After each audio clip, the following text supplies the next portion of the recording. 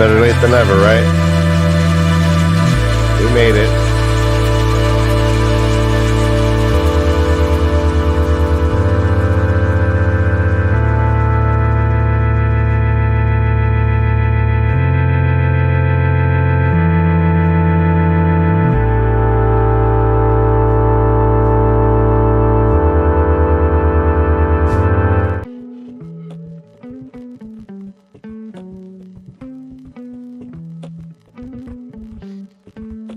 And welcome to Non-Reader Reacts. Oh, where's my light? First time. Oh, no, hey. We are, this is the Non-Reader React show brought to you by The Way That Leaf. And we have two lovely ladies who have not read the books, and they've been giving us their opinions on each and every episode. We decided to spring a live show on you guys. We're going to be covering episodes 7 and 8. And I lost my brother. And hold on, guys. Let's fix this. All right, that's better. All right, well, let's bring in the lovely ladies. Here we have G Mama and Lady Catherine. Thank you for joining us. I believe Brother Dan will join soon. He just got his computer back from the repair shop, and they did a great job. All right. Hello. Hi there. Hello. Sorry, guys. Thank you, everyone, for joining us. And let's have a great show. Episode 7 starts in the Two Rivers. Right, we are talking about episode 7 of season 3 of Amazon's Wheel of Time. It is, this one is called Golden Eyes. And it is written by, let me see, I wrote it down.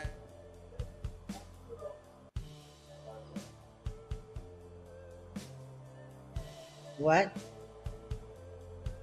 You broke up, Dan. Oh, gosh. Yeah, I'm yeah, go on. I'm battling monsters here. Sorry. All right, we're in the Two Rivers with Perrin and Loial, and in come the Tuatha, the Tinkers, and this is a huge, very Perrin specific episode. Before we get into the specifics, let's get broad thoughts on episode 7, and then we'll break it down. What do you guys think of episode 7?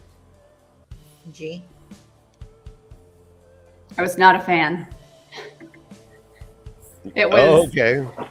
It was all battle all the time, and I wasn't the biggest fan of it. There were some moments that were okay, but not my favorite. Okay. And Lady Catherine? I liked it. Oh. I liked it. This is gonna be fun. Yeah, a little bit of violence, a little bit of blood. Never hurt me. Yeah, I liked it. We do find out why Alana and Maxime are there. It does seem that the blood of Manetheren does run pretty strong. I guess she went there to try to find some channelers and found a couple. Wanted to ask, was there something in the very beginning when is it Egwene was cleaning out the jacuzzi in the very, very first episode? Okay. Was there something in that water? Because all of a sudden, all of these people have more power than most people do in any other place. Oh, I like that idea. Because they had a groovy jacuzzi. It could be, yeah. Well, if that was like whatever the natural spring water, and they've said a few times that the blood of Manetheren runs deep in the hills, so maybe there's something to that too. Yeah. I think this whole season has been all over the place geographically for the most part. This entire episode is in the Two Rivers.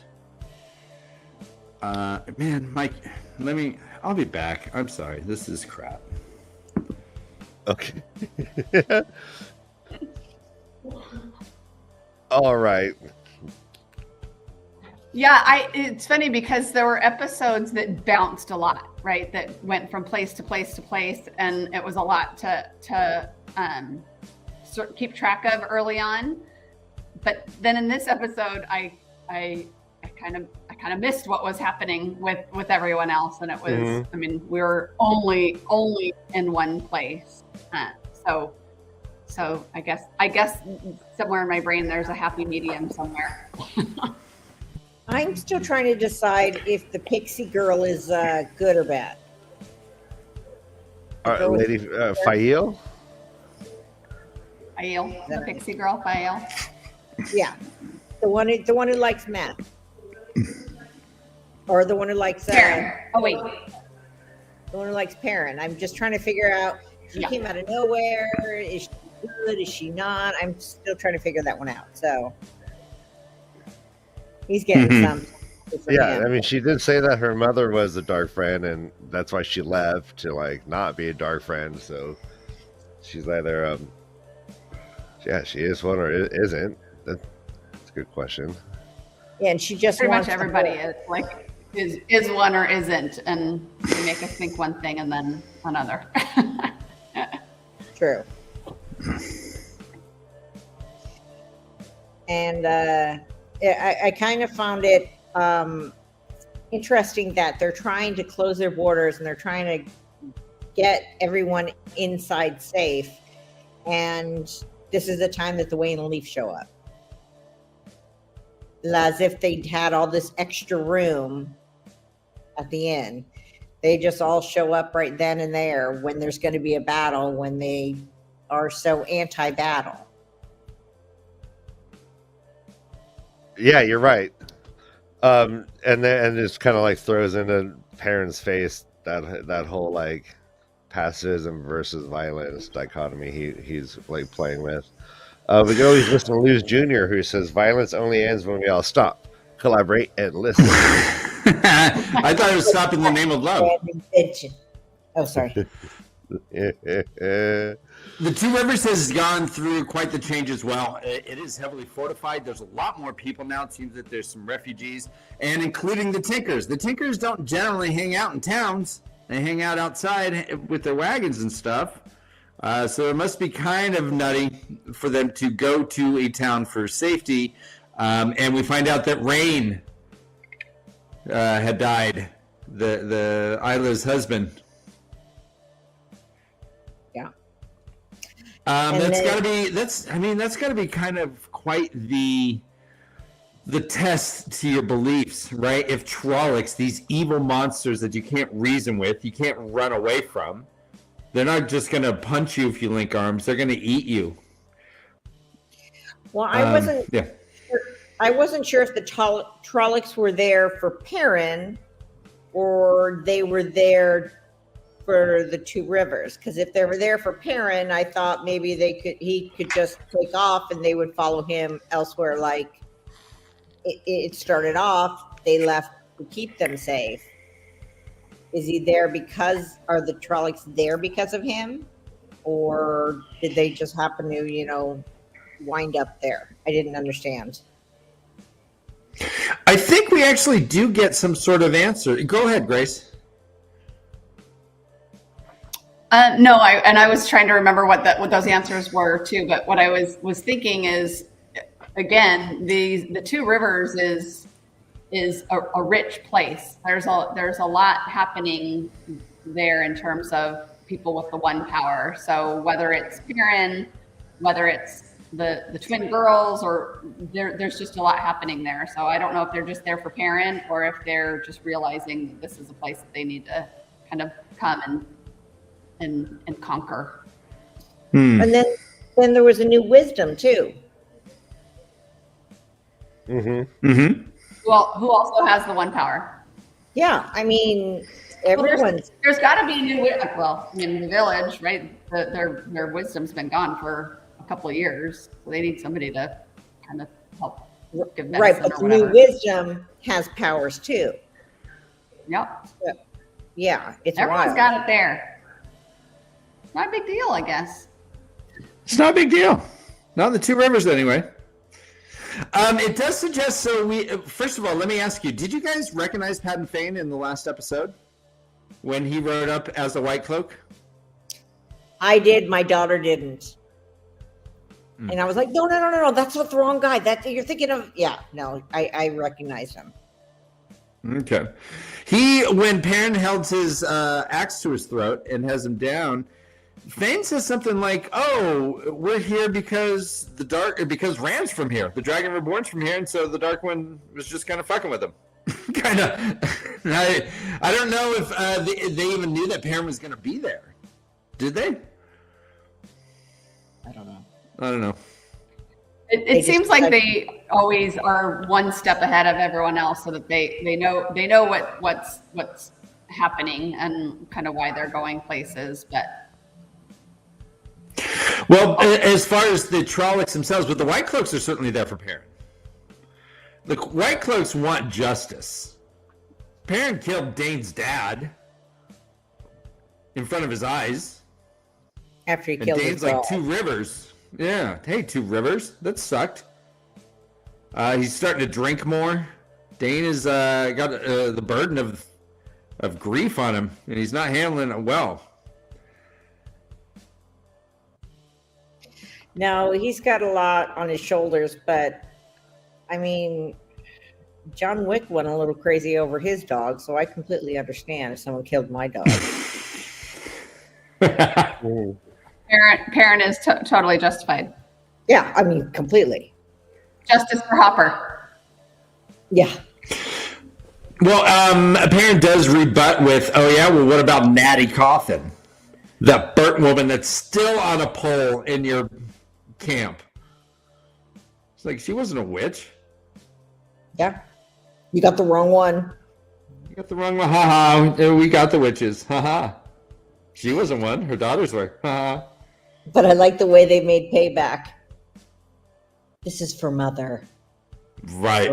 So it's like a little thing. This is for Mother. Right. So that's after Alana gets absolutely quilted with these arrows. Thunk, thunk, thunk. A big one went through her, like the size of a pole went right through her. And she's like, "Hey, girls, do that thing again." And they're like, do you remember how to do it? I don't remember how to do it. Do you remember? I don't. She's like, "Be the bud and stuff. God, be the flower already, would you?" Oh, God. And then in comes Eamon Valda, and they're like, "Oh, right.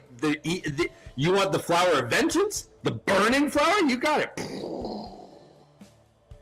Did you expect Eamon Valda to die? No, but I wasn't sad about it. Yeah.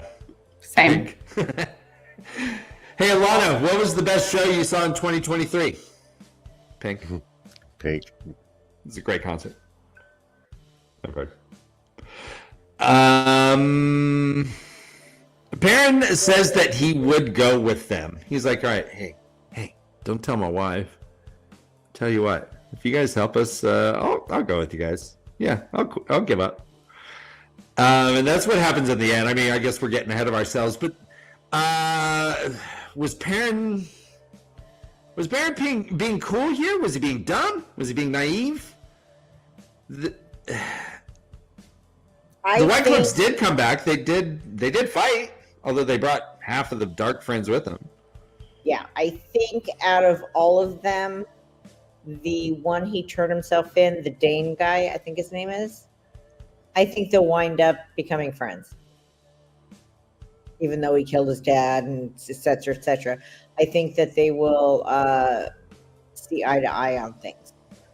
His parents kind of a cool dude. Yeah, Well, This was really, all Perrin. he just wants to protect the 2 Rivers, right? So it brings up a great question, Lady Catherine, that if the Trollocs were just there for him, then he could have left and saved the 2 Rivers. But yeah. I think they were there regardless. And yeah, he does seem to be struggling with this way of the leaf versus his battle axe. He also said that they were being controlled. And and they're not fighting like they usually do. They were being controlled, which we then found was out from Fane, Pat of Fane. yeah. But it was interesting. I liked it. I liked the episode. I liked the way it went. Do you guys like figs? Yeah. I like figs. What if I just eat one right in front of you? Is that foreplay? It was, for sure was foreplay. Are you kidding me? He was digging into that fig with his mouth. Well, It was he's got to make up for 2. He's got a lot of work to do. Yeah. Well, what I liked about this scene is, so the Alana sleeping with her warders thing was kind of joked about early, right? When Stepan lost his Aes Sedai and was going through grief, and Alana said, "I'll take you," and Land like is joking with him. He's like, "Hey, buddy, it only hurts once. Don't worry about it. You'll get used to it. Kind of thing." But this scene actually made it much more less flippant. Rather, it was. She bit his ear and she's like, "You like that?" And he's like, "No, not from you. I liked it with Yvonne. That matters. That matters. And so let's not just pretend that it didn't. Let's build our own thing." They have sweet, sweet love with the fig taste in their mouth. But him eating it and saying, "You can you can see how much I'm liking this, can't you? You can feel it through the bond. You can totally almost taste it, but you can't." I don't know. It's kind of cool. All right, ladies. But I like that it was taken seriously. Go ahead. I'm sorry. Go ahead, Ryan. If you're having sex with someone you're bonded to, are you getting like a double pleasure, like quotient? You know what? I think that they'd be able to read. That's what the math would tell you.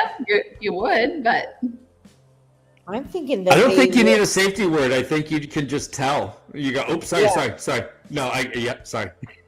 I think they know if they're doing it right or not, and be able to correct during the thing, because they knew what you were feeling.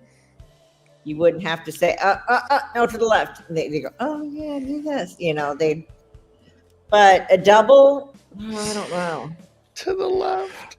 Well, I like it when Alana's like, "Hey, Maxim, you want to go eat a fig?" And he's like, "I don't know, I kind of have a headache." And she's like, "No, you don't." I know. I could tell you don't. You absolutely don't. You're a liar. Yeah.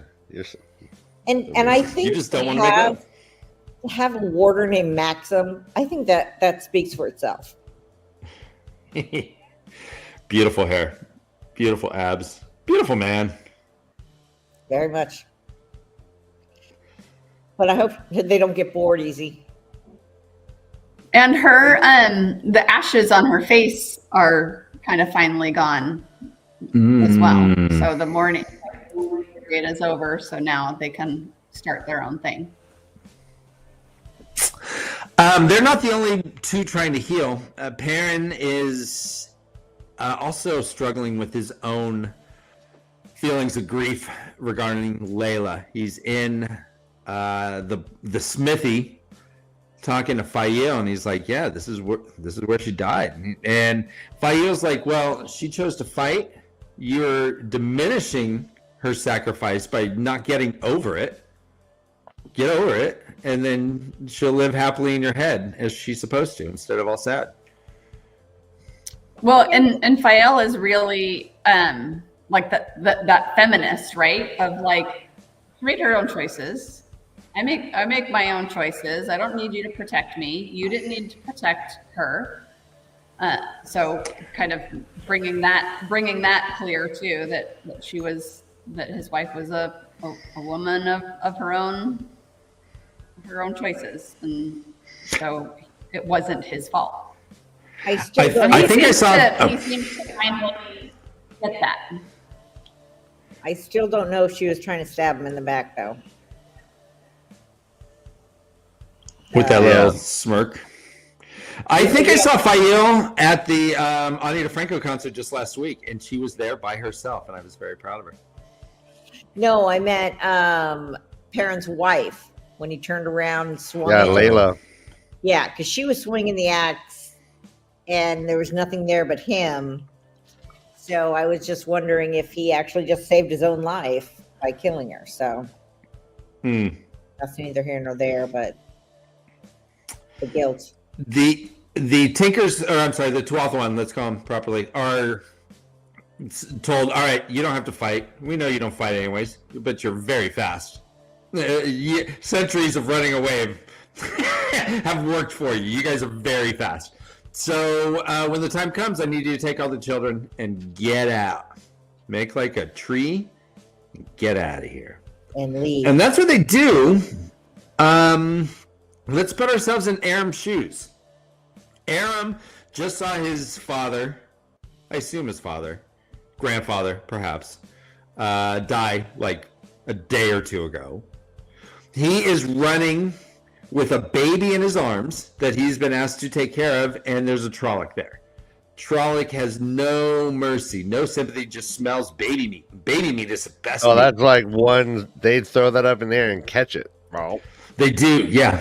Right, and they put like a cartoon, like they put the whole thing in and then just pull out a skeleton like a fish, like eating a fish. A baby fish. So Aram does what he has to do in order to save the baby, which is to defend himself with a weapon, thus breaking the way of the leaf. Through the mentality of the way the leaf has it shown on the show, both he and the baby should have just died, right? You die, you bury your dead, and you move on. What else can you do, right? If not, he's excommunicated. Right, and she said that too. His grandmother, said that. I think even before that, you bury the dead, move on, and we've seen what happens when someone wields a weapon.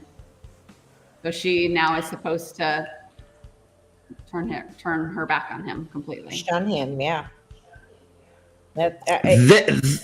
This is tragic on all levels, right? There's no happy ending to this story.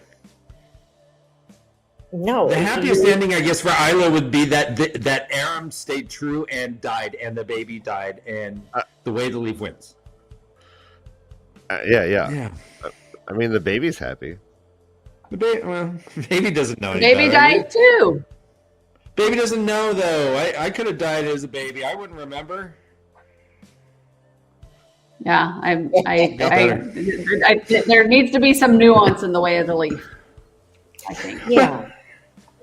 They're oath breakers. They could break a little bit of oath on this. But the Two Rivers do get a new blacksmith out of the deal. So what do you know?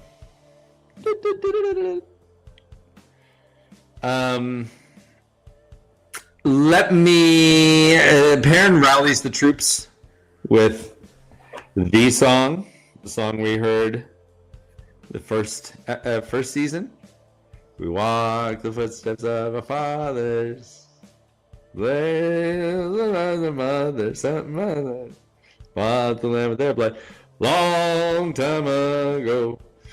You know what? Manetheren was singing that stuff, and they were singing about a long time ago. So everything is a long time ago. This is a long, long time ago. This is the song. I guess it's a known song because Loial sings it as his downfall, right? Doesn't he start humming it? Anyways. That song is a banger though, and if I lived in the Two Rivers, I would totally rally around it. I would sing. There's so many room for harmonies in that song, right? Sing low, sing low. Wait for the blood of Amen. Sing. Cool song. Anyways, it's a banger. I give it a good beat, easy to dance to. I give it a 4 out of 5. Okay. Hey man, is that Manethrin rock? Let's clean it up, man. So much better than flat rock. What else about this? I guess let's talk Loial. So Loial, he tells Perrin, he's like, hey, they're all coming to ambush. They're coming to ambush through the waygate. I'm the only one who can shut down this waygate. I will go. I'll bring my two Aiel with me because they won't leave me alone. They have a blood oath to me. So, in fact, let's go take care of that. Ladies, let's go play. Yep. Let's go play Maiden's Kiss first. Loial's smart, right? Because he wanted to play Maiden's Kiss so that they would owe him toe. He would owe them toe, whichever one. He's like, you didn't kill me? Well, then you saved my life. Yeah. Now Right. we're even. Right. That was great. Now I have a question. Now Loial has been with them for quite a while. And I think it was the first season that when they had those little cartoon clips at the end of each episode. Those like little shorts or whatever, where they would, Right. they'd give us some And more then there was information one about about the world. him, or I'm assuming it's him, or his people, where they, about him going to study and building and all this kind of thing. Mhm. Is he the last of his kind? It's a good question. Was he the last of his kind? Yeah, I don't know if I got that impression because there's a couple things, right? He talked about if he's away from the studying for too long, he can get sick. So that was kind of one piece of just us kind of feeling like he's got to go home at some point. And then through this whole agreement with Perrin too, Perrin said, you need to go back. Like, do what you need to do at the waygate and then go back. So I guess in my mind, I'm thinking at some point we'll see him go home and then find others of his kind rather than him being the last. Where would his home be? Because he was living in like a library. He was. When they first They're like, met him. I think we got rats or ogiers. I hear them scurrying. One of those two. He was living, so he wasn't living in the forest when he met him. So no, he wasn't. He was like doing his studies or whatever, like kind of traveling or whatever. Because when you turn 90 years old or whatever, it's like the Amish. They then go get to go and breaking see Amish. what the world is. Rumspringer. Breaking the lion. That's why he was ready to play Maiden's Kiss too. He was not ready. He's like, no, you must cut me. But the ladies were down. They wanted to kiss an Ogier for sure, man. I was sensing the tension there. Yeah. The eyes they kept giving each other. They're very fun. They're very funny, those two, of just how they. And I can't figure out if they're like sisters or lovers or best friends or I don't really know, but fun. So, like, if they got down and had sex with Loial, like, would that be like the first? For Loial? Yeah, is this interspecies? Is this like a what is bestial thing? Loial? Yeah. Probably a Magnum.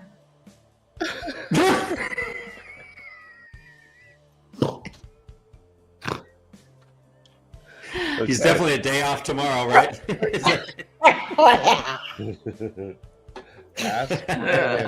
little bit of ice.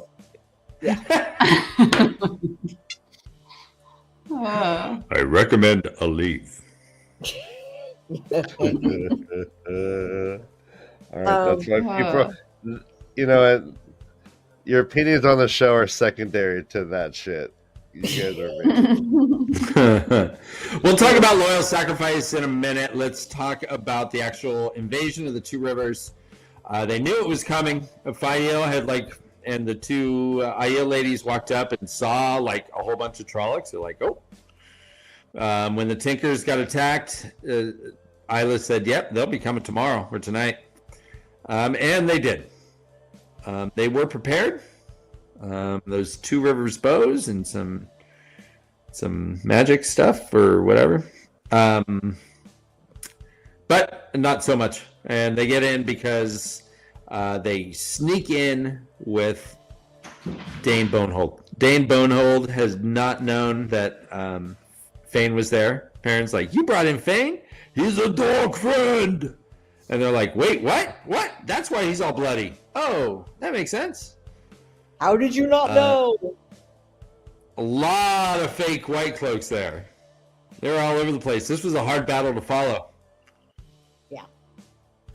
Yeah, I had a hard time too. I'm like, I don't know who I'm cheering for. I don't know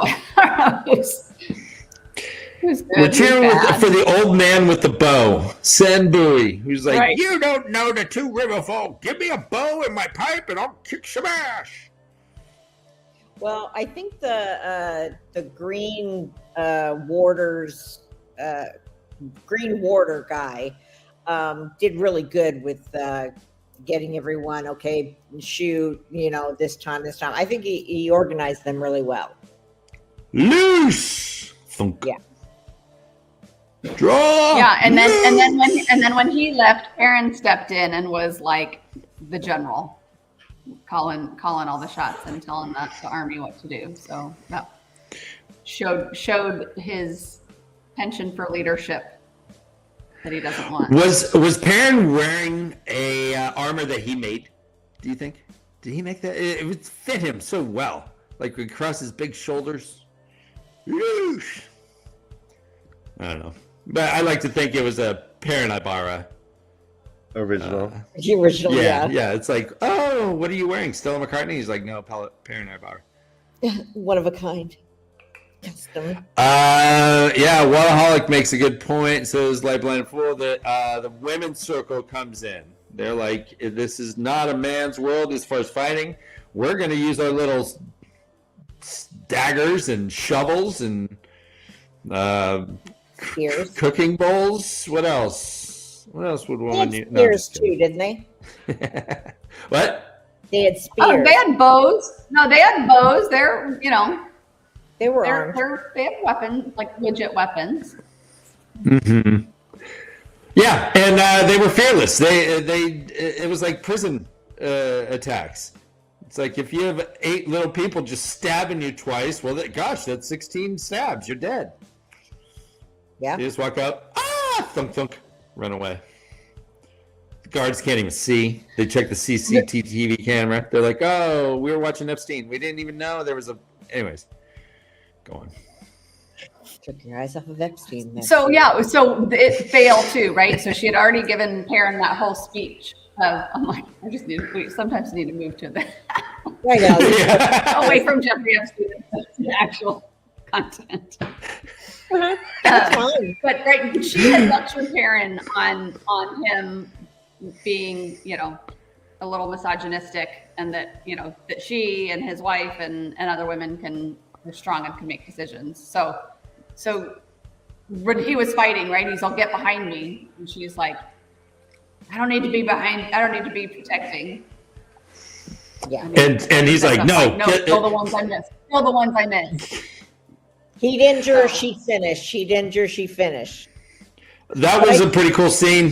He had an axe in one hand, a hammer in the other. He was walking, just staring at Fane, but Trollocs were getting in his way, and he's like, you, Trolloc, out of my way. March. You, Trolloc, out of my way.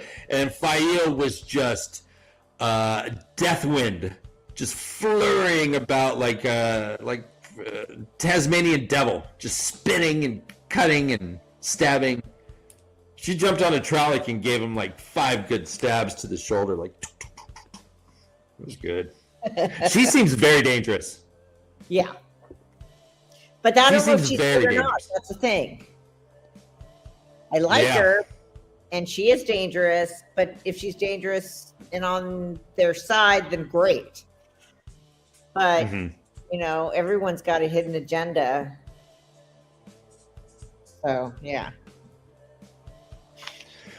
What will there be repercussions at all? I feel like at this point, sorry, and I could be wrong, but I feel like at this point, if she had a hidden agenda, she would have. Right, we found Pat and Fane. All the dark friends are showing up. Like if she wanted to turn, that would have been a time to turn and not kill the ones that Karen missed. Unless the hidden agenda is the horn. The horn, that she needs to go get the horn. Yeah, could be the horn. Because that's right. The long game. Yeah.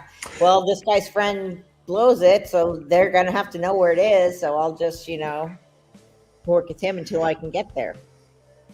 Do you think there's going to be any repercussions to Valda's death? Him burning out, or is that just going to be like, oh well, that was fun, and the White Cloaks move on? I think it's just going to be, because it was such a cluster, that it's just going to be another body. Okay. But I think that they are going to follow Perrin and the White Cloaks to try and save Perrin. I think the death of that White Cloak, I can't remember his name, that we met in season 1. I think that was vindication for the viewers, right? A time for us to sort of cheer, because they've made him, among all the villains, they've made him a pretty horrible person that we have not liked at all. So them bringing him back and then killing him, to me, was like the audience moment of like, okay, thank God. I don't know if with the other characters there, I didn't feel even a whole lot of love among his other White Cloaks with them. So I don't feel like it'll be that big of a deal in their perspective. And I think the birds appreciate him being gone too, because he liked to eat them. The fetal birds, yeah. Embryonic birds do, for sure. He was in recovery, I think, a lot off screen, because he got stabbed by Egwin. Right? Well, Perrin punched him, and then Egwin gave him a shoulder stab. He got chewed on by a wolf. Yeah. His arm was None of this was healed. None of this was healed by any Aes Sedai. So he had to go through the full healing. And then he burned, in which it was poetic that he burned, in that was his modus operandi, it seems. How burning witches. Yeah. I wish we had gotten his rings. His ring belt. Remember, he had 9 rings on his belt. Oh yeah. For mother. Nice. That's cool. Yeah, that was awesome. Let's talk, I guess, a tiny bit about these two. So what besides being able to channel, do you think that they're special in any way? They're twins? I don't know if they're are they twins? Let me ask that first. They've never really said that. I'm calling them the twins because I just feel like they look alike, and it does feel like there's a connection, whether there's a telepathy there that they have with each other, or they're just close sisters. But I think they're definitely can be a angle of their power that is, because their weaves are really strong when they're together. We haven't when seen they were really, younger. I didn't think they were twins because it was not presented like they were twins. They didn't look that far apart in age, but they didn't look like they were twins. But now they do. So I assume that they're twins. We know that they're sisters, but I think they just scratched the surface of their powers. Right, because last episode she talked him through doing, they've never done this before. She talked him through the flower bud, and they do these magnificent weaves and heal her without very little effort, it seemed. And then this one, Alana gets stabbed a whole bunch of times again, and then they couldn't really do what it was a lot harder for them to do what they had already done before. So I don't know. I feel like it's been like 3 episodes. We're setting up for Alana to die, and she doesn't each of the time. So I'm like, okay, Seriously. move on. Like literally, I think this is the 3rd time where it's like, oh my god, she's about to die. She's gonna die. She's gonna die. Oh no, she doesn't die. Because she gets stabbed like it's like a sieve. Like someone she drinks water, it comes out everywhere. It's not poking holes like 20 times. She can water the lawn. Exactly. She's like again those cartoons where there's like a whole bunch of fire shots. And they're like, oh, nothing hit me. Drink I'm this just jug gonna of drink water some and then go walk up and down my tomato plants, please. Moraine's tomato plants with the hat. Moraine's gonna be exactly. See. Yeah, that but then Loial came. Okay, we need to talk about it. Mm-hmm. Have we covered everything else? Because that's I mean, let's so Perrin lets Fane go. Fane has. Do you think he speaks Trolloc in an accent, Ryan, or do you think it's just completely fluid? Or does he sound like Borat doing English? Oh, I imagine like when he's not around, they make fun of it. They're like, You hear him? Sounds like Messi in Spanish. they imitate him. They're like, Barclay. They're like, ha ha ha, Barclay. Well, they listened really quick, so They stopped immediately. So that shows that Pat and Fane does have immense control and power over them. Yeah. It was not only them, but other like humans. So he was in control of the humans as well. Now, who did he say sent him to do it? I don't remember. Because he said he was the Dark One, or didn't he say like? I can't remember. Jamie Lannister don't call him the Dark. Because the Dark One hasn't been released yet. Oh, Ryan, take it off. So I wonder who actually told him to go do this, or he's just saying that. But I didn't know if they did say someone, and I don't remember.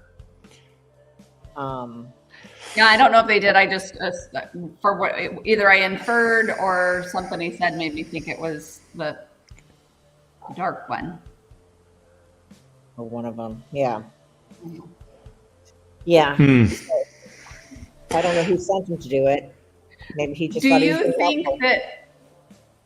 you think that Perrin made the right decision to let him go? That if he killed him, is it right if he killed him, would that have stopped the communication anyway, and they all would have left? That's what I thought. If he killed him, then they don't have their orders anymore, and they all just drop. You know, like I want to say the White Walker. That's like and boom, they all die. Exactly. Well, that's what you have to do to.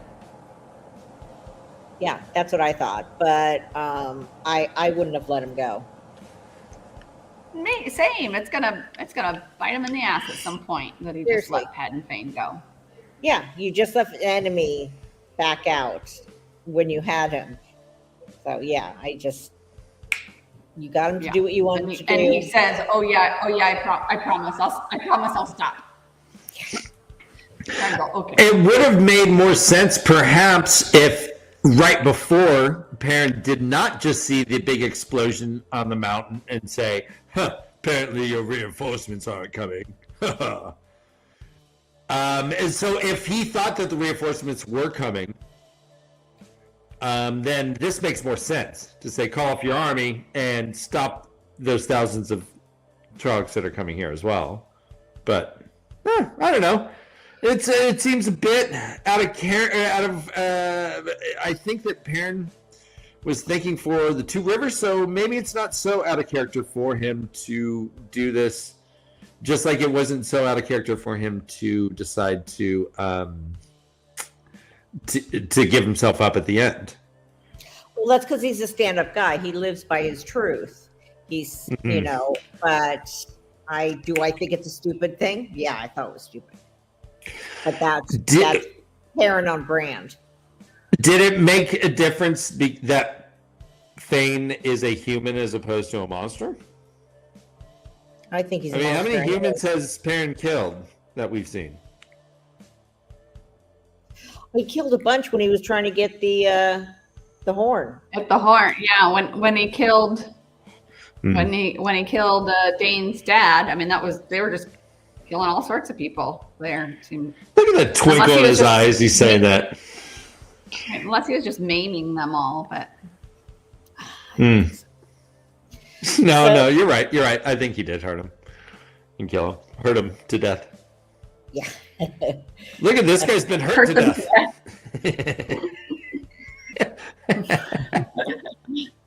Yeah. Anything else about the two rivers themselves, about the battle plans, the battle, or the thing before we get into Loial? So now that that's stopped, is the two rivers going to be safe? Or is it always going to be a goal of someone's? Just because he didn't do it, is someone else going to be sent to lead an army to do it? Yeah, if the Dark One knows that everyone now knows that there's so much, magic in that area, then and that's where Rand grew up. That's where it's interesting, right? Because he's Aiel. He's not from the two rivers, but maybe it is that well or that drinking water or whatever you're saying, because he was born totally somewhere else, and now he's like. There's that sign also when you get into the two rivers, like you're getting into like French Lick, Indiana, where it's like home of Larry Bird, 5-time champion. Like it says home of the Dragon Reborn, Rand al'Thor, try his dad's apple brandy. And also they were the cross country champions of their county. And they made All-State in 2002. Those sheep herders, man. It's on the sign. I don't know. They're all right. Sheep herders. They're not fast, but they got endurance. Yeah. They're only as fast as the slowest sheep.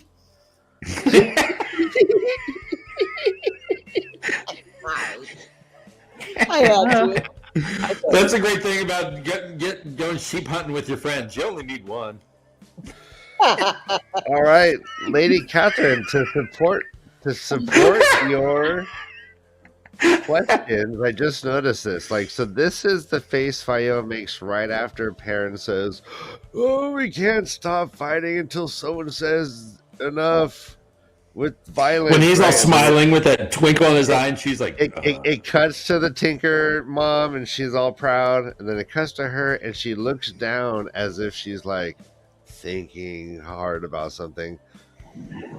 Just notice this, very subtle. Yeah. Ryan, is she looking as if she's seeing something she doesn't want to see? Oh yeah, absolutely. Or hearing something she doesn't want to hear. I like Maxime and Alana in the back. And so is this like the two devils on her shoulder? Maxime and Alana on one side and the Aiel on the other? We just don't know which is the angel and which is the devil. You don't know. I think that's a warder on the other side of her. Mm-hmm. Mm-hmm. Yeah. And Alana. Maxime and Alana. Uh-huh.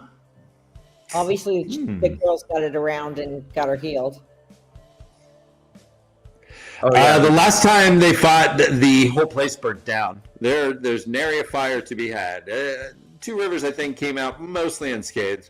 I think there were some fires, but I don't think. Yeah, the wine that's a success. You know what? They just say, leave Moraine over here so we can keep the buildings intact. And right.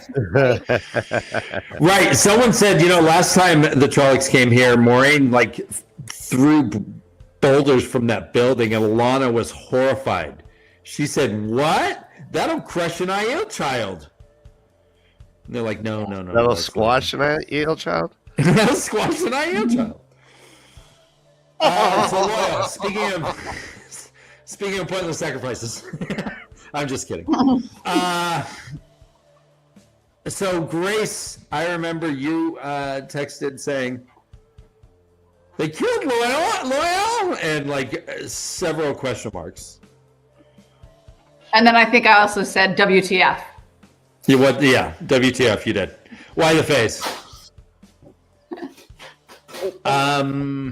What were your thoughts, Catherine? Why? Why did they have to? I mean, just because he had that little leaf that anyone could have put in there. But why did he have to, you get to see the kitchen sink that they boned on? Huh? That's hilarious. Season 1, they had sex in the kitchen. Oh, yeah. Boff. They boffed. They boffed. But I mean, why? That growl. He wasn't really useful, but he was a cool dude. Maybe He was. Yeah. He was. I mean, he helped get them there. He's smart. He knows all this history that's been helpful to them. But I agree. I mean, he's a good guy. He left the book because he knew he wasn't coming back. Yeah, for sure. Like he knew he was going and sacrificing himself. Yep. I don't know what he thought he was gonna do because then he was trying to just hit like the door, right, where you put the leaf or whatever. So not destroy everything, because then he could have made his way through the. There was so many. Sorry. There was so many. They were loud. They were loud, right? And he was loud. What about like Masha and Shin? Does that come? Huh? Like only when you use the one power, or I thought it came when like there was loud noises or something too. Maybe it's only if you have power that they do that when there's loud voices. I don't know. Yeah, I don't know. I could be wrong anyway, but I was like, where's that evil dust that's gonna come and throw bats and all? Yeah. The keys from Harry Potter, right? All those keys up there, and they all attack. Yeah, you. all the ones. Yeah. I didn't like that, and I didn't like that they killed him, or I don't know if that happens in the book. My feeling is it doesn't, and that they shouldn't have done that. If he had destroyed the gate like he was trying to do, he was hitting the doorway, right? And it was just like boing, boing, boing, boing. It was kind of reverberating, but it wasn't breaking. If he had broken that gate, would he then be able to just walk on down to the so it's just like shutting down an off-ramp on a highway, right? That's kind of what he did. He like closed their off-ramp, and the Trollocs were like, "Oh, wow, I guess we gotta go take some Sepulveda." But the traffic, they gotta go somewhere else. They can't go back there.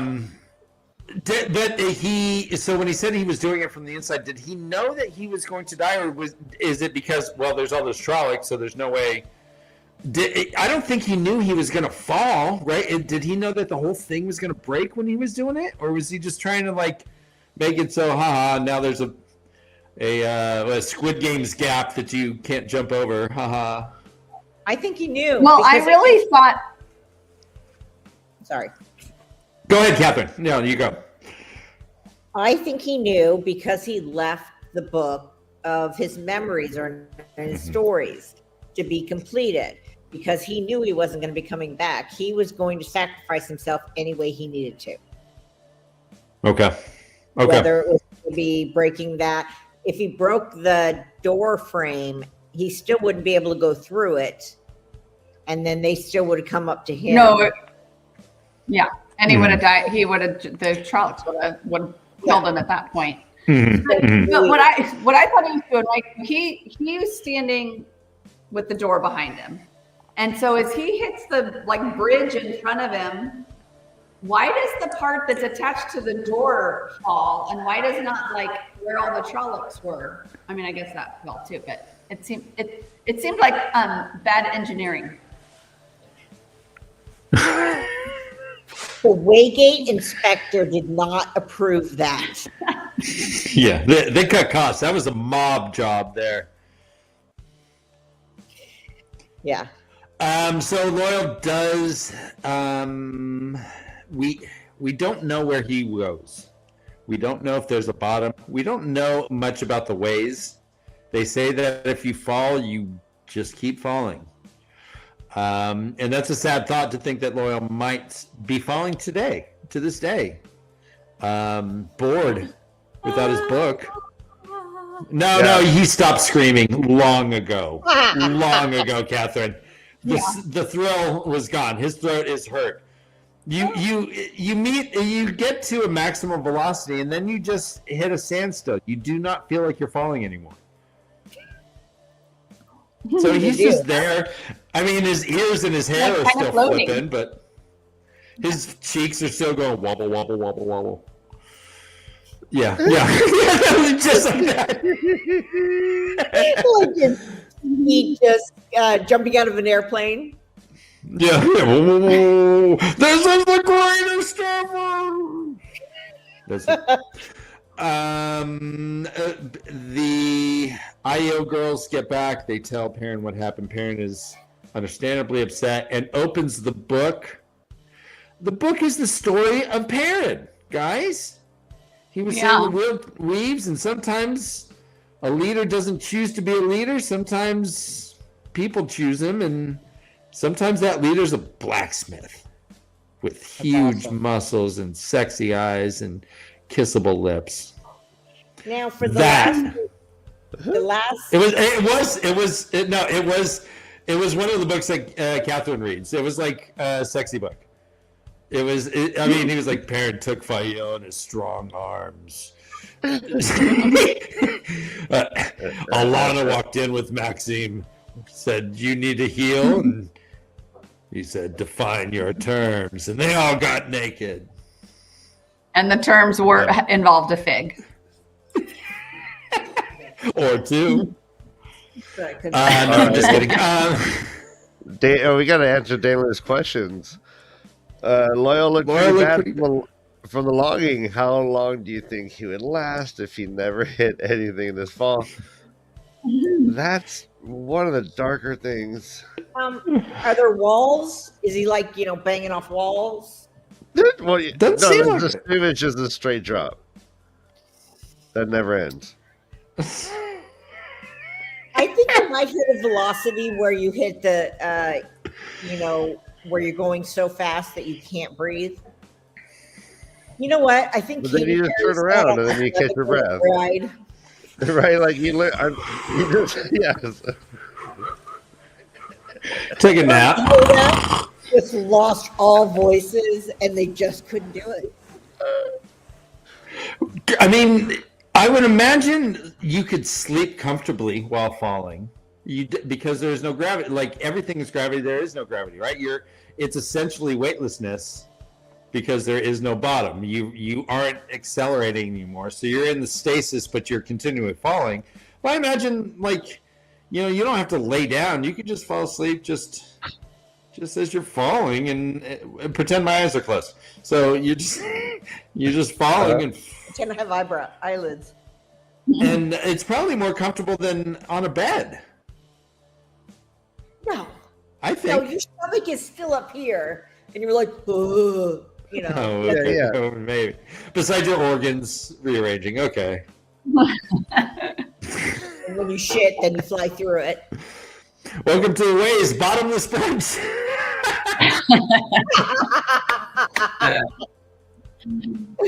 Free mimosas. Yeah, not quite the bottomless I was hoping for. If you all right, so never mind. Discretion. He would die from what's called parasympathetic rebound, which is the chemical that override. You have a sympathetic response when fear, great fear, and then your body rushes your chemical to like calm yourself down, and that just killed you. Yeah, he would die of a heart attack. Yeah. Way too technical here. Yeah. Before he died of dehydration. Can you imagine? Boy, I'm thirsty. He was falling so long he got dehydrated. Could he sing drink like your a own pee? Like you just pee and it just like floats in front of you and you're all boonk, boonk, boonk, boonk. All right, Dan. He sings wood and then whittles it into like some sort of flying contraption. Like he can just make wood, right? Oh, so he becomes like Aang, the Avatar, and has like that glider that he whips out and just flies back up. Okay. All of a sudden, him coming back up. I'm back. I'm back. You didn't see her body, did you? So Loial is gone, right? Are we going to see any other Ogier, do you think? Could be flashbacks and in thoughts, like him, when someone's reading his voice. I don't know. I have a question. Now, this whole season, Perrin's been GoldenEye. 007? Uh-huh. But I have so where the fuck are the wolves? I mean, he's got this. Yeah, we haven't seen wolves for a while. Huh? We haven't seen wolves since Hopper. I know, but I mean, what the hell? But none this season, and he's gone completely, wolfish. Right. Well, COVID.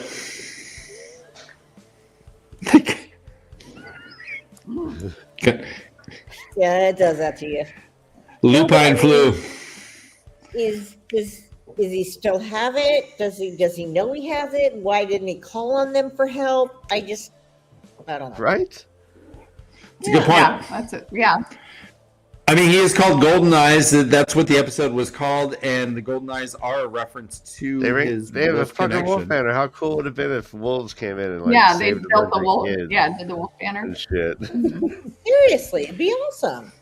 So, A wolf came and grabbed the baby that Aaron drops and like brings it to safety. Right? That'd be amazing. By the way, who drew that banner? Whose 6-year-old drew that banner? Can you Oh, imagine if we asked Joe O'Hara hey, we need a wolf banner, Joe. He's like, I'm on it. That looked like the real. first banner that was ever made. It looked like a banner made out of blood, a bloody hand. yeah, and he's got the wolf banner, but no goddamn wolves. No wolves, but he is the wolf brother. Yeah. He is the wolf, but yeah, it is a good question of where's the pet? Where are they? Especially when he's like in this battle. In need. They could have come and helped. Yeah. Mm-hmm. This episode ends with Perrin in shackles, walking out of the two rivers under. Oh, there it is. It's not bad. It's an okay. It's okay. It's a wolf. Yeah. Yeah, I couldn't draw that. I could draw that. Neither could I. But I know a guy who could do better. Named Joe. We all O'Hara. know a guy. Yeah. Perrin is in shackles, let out by the White Cloaks. We don't see him in episode 8, so we assume that season 4 will start with him in captivity. Do you have any predictions about Perrin's arc? Ryan, take it off. Yep. There you go. Perrin's arc. I think that he's going to become friends with. He's going to win over his captor, and I think he's going to be continually followed by the Pixie and the Aiel, or not the Aiel, maybe the Aiel girls and the Green Aja. I think they're going to be trying to catch him. All right, real quick, Glenn, I believe it happens right here. She says, I told a few of the villagers that Chalk's afraid of wolves. Yep. So Fael's like, doing backhanded. What is that house right there? Fael got the village to see the wolf as a hero, a potential hero. Yeah. She's like, what is that structure? Is that a house? Not the wagon. The bar? The bar is a barn? No, the bar. The wine I think it looks like a house. Yeah, with one of those big roofs. Or it could be the shingles bar all the way down. Where that's the bar? Could be, I don't know. I guess those outdoor tables. Okay. I didn't know they had a patio, Grace. Do they have like karaoke on weekends and stuff? Seems nice there, actually. Yeah, they want to do not let you disturb thing right next to the wolf poster. It's a don't let Danny in. I had a wolf poster in college. Is there anything else about this? Oh, Ryan, did you? No. Were they howling? I mean, if you're gonna ask me to be like honest, yeah, no, but sounded good. I think you had a shirt with a wolf on it as a kid. Oh yeah, 3 wolves. Yeah. No, I know. I think you had 3 wolves. Yeah, but it was like white, but then like it was white, and then the image was dark, and I couldn't do white shirts. That shirt didn't last long. Not for long. Is there anything else in this episode that we wanted to talk about? I'm not thinking of anything. Okay, yeah. Speak now or forever. Yeah, me either. Speak now. It was not my. The discussion is closed. What would you give it? What number? Scale 1 to 10. 1 the worst, 10 the best. 5. Ooh. Damn, you're harsh. Okay, so can you like explain the 5? I know you like it, like encapsulate in a little snippet. I can, Ryan. I live with this woman. She just has high standards. I don't know what to tell you. You rarely break the over 5, right? I'm all 5. I'm hoping to get to 5.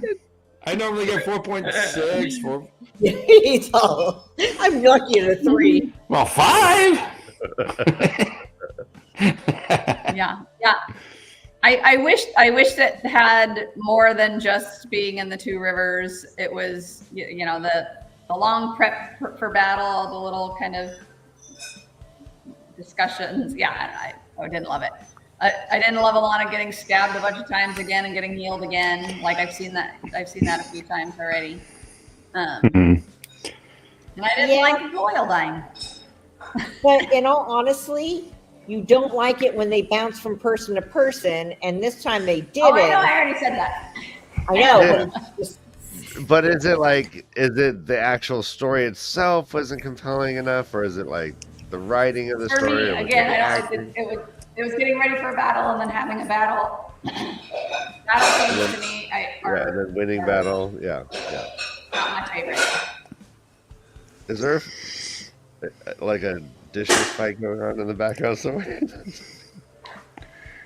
No, I'm starting everyone here. People throwing my son cleans up after himself. He's just doing what we taught him to do. He's being a good boy.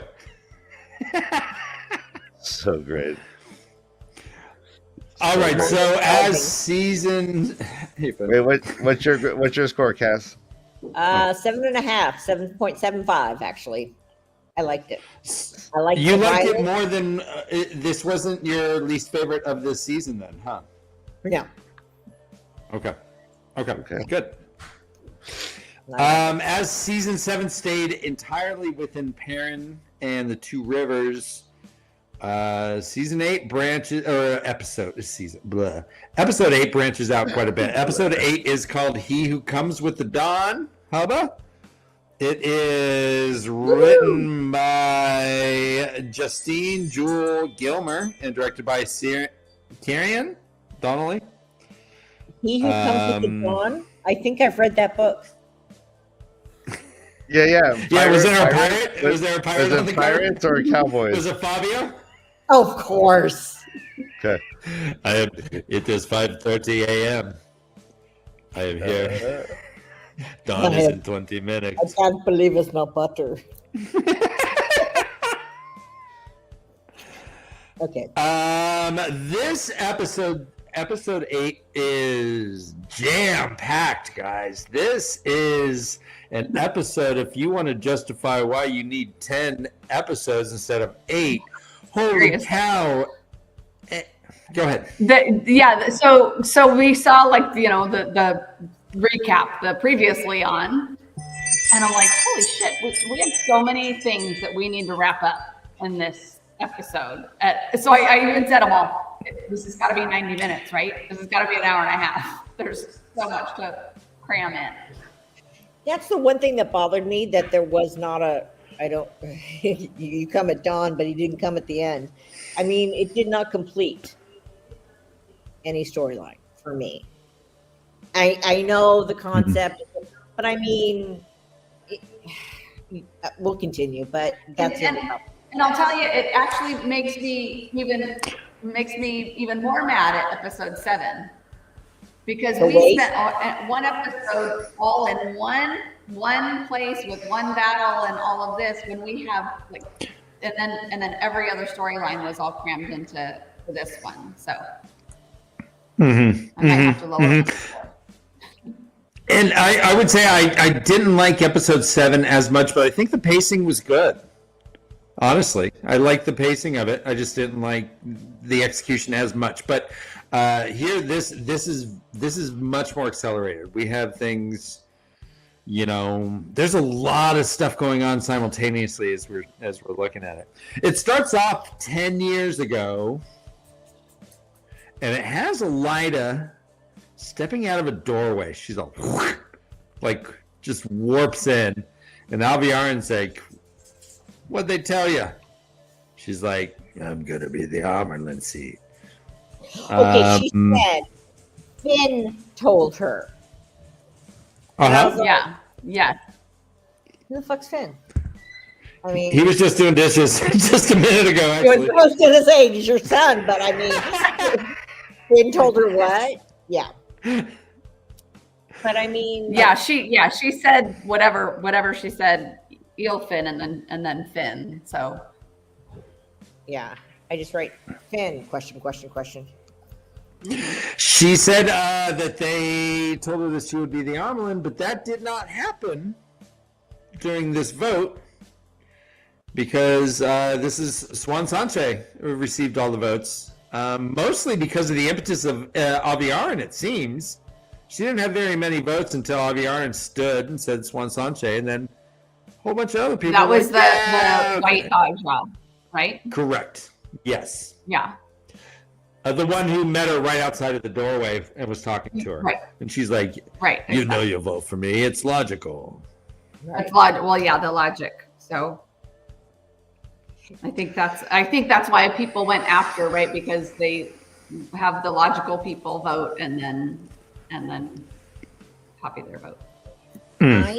I think going over the whole episode, if I'm correct, that the person that we saw later on was the Finn she's referring to. Yeah, and for sure. Well, yeah, because they called it the same name, exactly.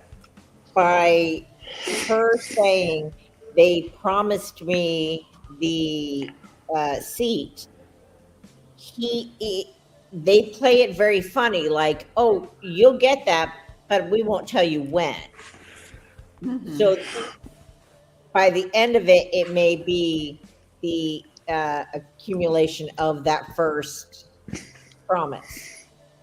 Well, I want to hold off on the Finn for a little bit.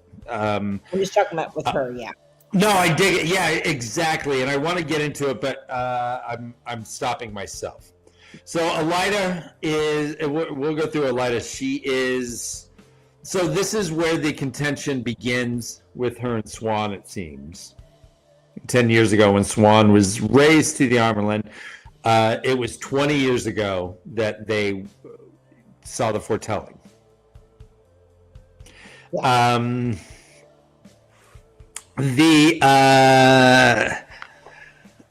Varen comes in and says, "Hey, there's 8 sisters that are leaving the city. They didn't tell anyone why, and that's enough to stop a man who can channel. The 8 sisters can still him." And she's like, "Well, go get all of our favorite friends, all our most trusted sisters, get them out and go get the red sisters and bring them back." But it turns out this may have been a ruse because there was a secret vote that Swan was not a part of, but Elida had called, that not only deposed Swan Sanche from the Amerlin seat, but also has her stilled and executed. This was under the charge of being a dark friend and aiding and abetting the Dragon Reborn. Yeah. Go ahead. Yeah, it was just just continue. Sorry, it was just frustrating. 10 years ago, because stripes were all the rage back then. Elida with their red and orange stripes or something. Red, I don't know. They were red. She is stilled. Apparently, the way to still someone is to shoot these cool silver arrows at them. Dagger, That like was visually icicles. It was like icicles going through her. Yeah, she got her butt kicked. Well, hold on. Before that, I was just, when Lady Catherine was saying how frustrating it was. So there's something clearly happening. Like Elida, last time we saw Elida in the White Tower, no one liked her. Like everyone, she was trying to win over some of her red sisters, but whatever happened since we've last seen things going on at the White Tower, she's gotten a lot of people on her side. She got all 8 of those reds to go and distract Varen, and she got 11 other people to vote for her. I think when she lost control and had that Black Ajas, they saw that she didn't have control that she should. And then to say that they were not going to be in charge of the Dragon Reborn, they said, we don't agree with this. So that's why we don't want you in. I think that's why. Yeah, we just didn't see any of that. Explained, yeah. Yeah, she gets stilled. She gets, looks like, beaten and questioned. There was like a drag mark of blood when they brought her back. Seriously. They beat the shit out of her, and she is still standing up talking. How did Moraine not feel that? I thought they would be more connected than that. And she would feel when she was hurt physically and this and that, or in danger or something like that, that she would feel that. Have we learned about a connection like that Aes Sedai have? Because she's not a warder. Well, they don't have a warder lovers. on. Yeah, but they've got other powers. We were kind of talking about it with Nat's sisters, right? Is there a telepathy there, and is that because they're sisters, or is there another way to bond where you have that connection? Well, because her feeling or knowing that she died, I didn't know that there was a connection that she would but have when to they that. That's a when word. she opened up her thing and she looked and she knew by some sort of thing to go meet me in the river. And do you remember they didn't have to talk? They just both knew to go meet at the river when she was there. Mm. Yeah. So I thought that they were kind of connected, Yeah. not so much telepathically, spiritually in their. And why does Moraine write her letters? Because you can't go back. They don't have a phone call. Grace, that's a great question. You could just sit there. You could just sit there. I miss you. But were they current letters or they old letters? Sheepsky or sheepski. I don't know. Anyone else yeah, think the little again, swan looked like It doesn't really harpoons? matter. So she does have this water reference, right? She's a fish, a Right. woman of the river, strong as the water, and yeah, it The looks water like a name itself. brand, almost like harpoon. The water itself. Yeah, I'm water. There is. Let's see. Someone says that it could be. She could feel the oath she swore to Swan breaking. Oh. She says she would until Swan Sanche calls me back. I will So come back. maybe because yeah. Okay. That's a But good one. Think of that. Sheepsky, and I'm glad to see you, man. Thanks for being here. Says I thought that release of Weaves when Swan died that Moraine felt was her being relieved of the oath she swore. So it, Yeah. All right. What do you These guys are great. think?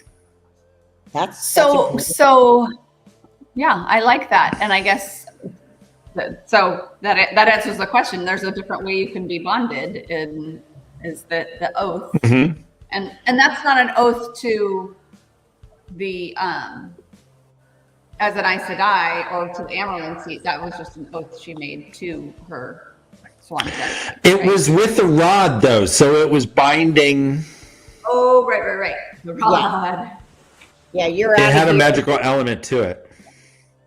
So yeah, that makes sense. Then she wouldn't feel Swan getting hurt because the bond was still intact and doesn't transfer energies like that. But once she passed, then the bond ended, and this is the result. Is her Moraine gets her ass handily whipped here too. This was an interesting scene. I guess let's just jump right to Moraine fighting Landfear here. In that, well, let's talk Moraine in general. So Moraine has a nice conversation with Rand, and where Rand's like, "Hey, so all that shit at the White Tower, you knew, huh?" And she's like, "Yeah." And he's like, "In that her attacking Egwene in her dreams." She's like, "Well, yeah, I did suspect, but I didn't know." And he's like, "Yeah, that should piss me off, but honestly, everything that you're doing is just to get me to the last battle. You're my best friend and stuff." And they're like, and she's like, "No, we're not. If you were evil, I'm gonna cut your throat. We're not best friends, but I'm your ride or die. If you're on the lightest side of light, I'm your ride or die." And he kind of recognizes that. Right.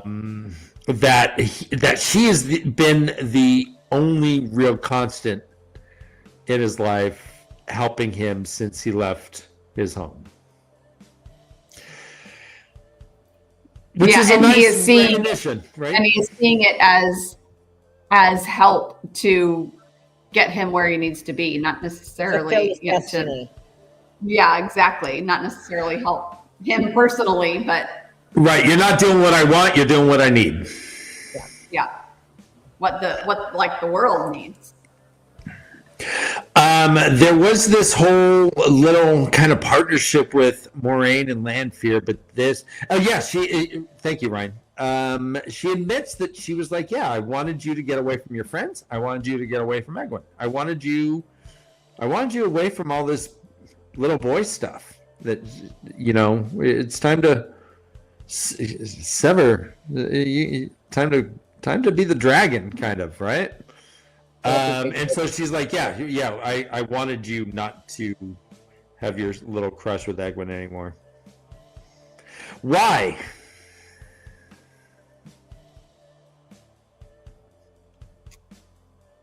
He was more malleable to Egwene. If he doesn't have her speaking in his ear, then it would be Moraine speaking in his ear.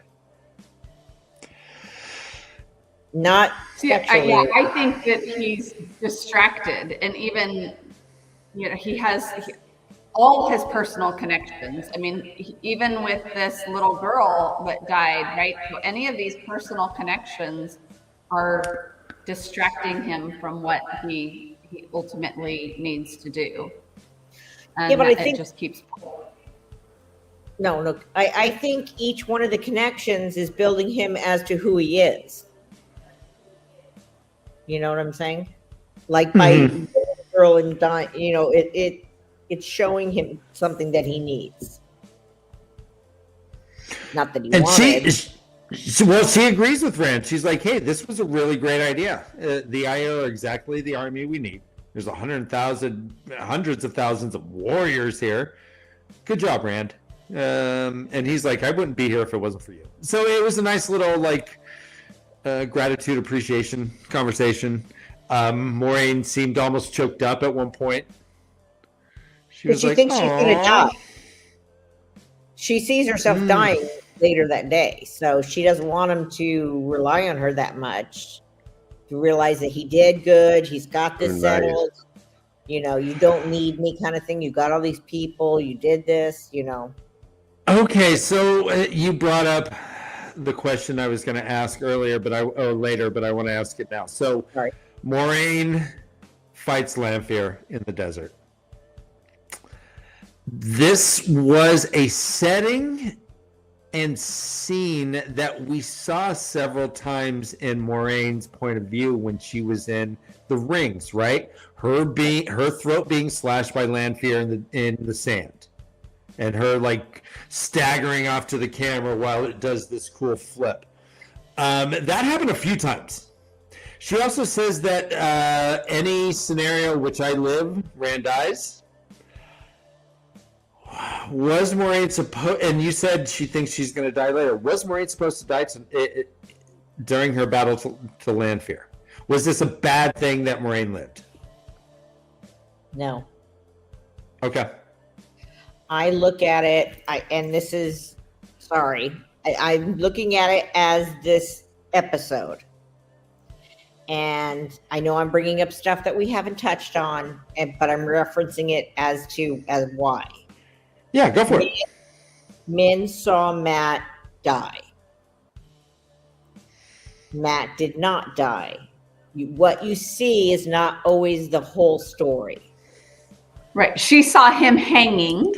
Right. And he did. Right. Yeah. And she saw herself get stabbed, but she didn't die. She's interpreting what she saw and not being told, okay, this is what happened. And, you know what I mean? It's interpretations. What is that an answer to? No, it could be. What do you think, G? Do you think that Moraine was actually supposed to die based on her own words? I don't think we're done yet. So this prophecy that ultimately needs to be fulfilled, I think it wasn't the time, because it's not the last battle either. So she says she's not going to see it. So I think for now it's not time for one of those two things to happen, for her to let her happen. Okay. Let's talk about the doorway. So we saw that Elida popped out of it in the cold open. She went and talked to people that they called the Elfin or Eelfin. I don't remember what it said. Or the Finn, I guess they referred to him as. Matt also goes into this, gets transported to this world, right? Was it the same thing? Because I thought she was in the 13th suppository. Correct. So Matt went into what looked like a normal weird doorway, but then like popped out of a twisted red one into that room. And then when he turned around, that doorway wasn't there anymore. Yeah. But like he couldn't leave through the doorway he came in. The doorway was gone. But when he is extracted, he is hanging from that doorway. Yeah. So I think it's the same one she drew, but there are two of them, aren't there? Or it seems like at least right? at least two of them, right? So wherever this eelfin is, and I mean maybe I think there's multiple, but because what's her name? Elida was presumably she was at the castle with Morghese when then she came to the Tarvalon through the gate. So I don't know. This dude reminded me of somebody drinking polyjuice potion that has a cat hair in it. A ginger cat. Exactly. The Hermione, what is it? What was Hermione's cat's name? Crookshanks. Crookshanks, that's right. Yeah, some Crookshanks there. Hey, brother Dan, were you surprised that the eelfin were furries?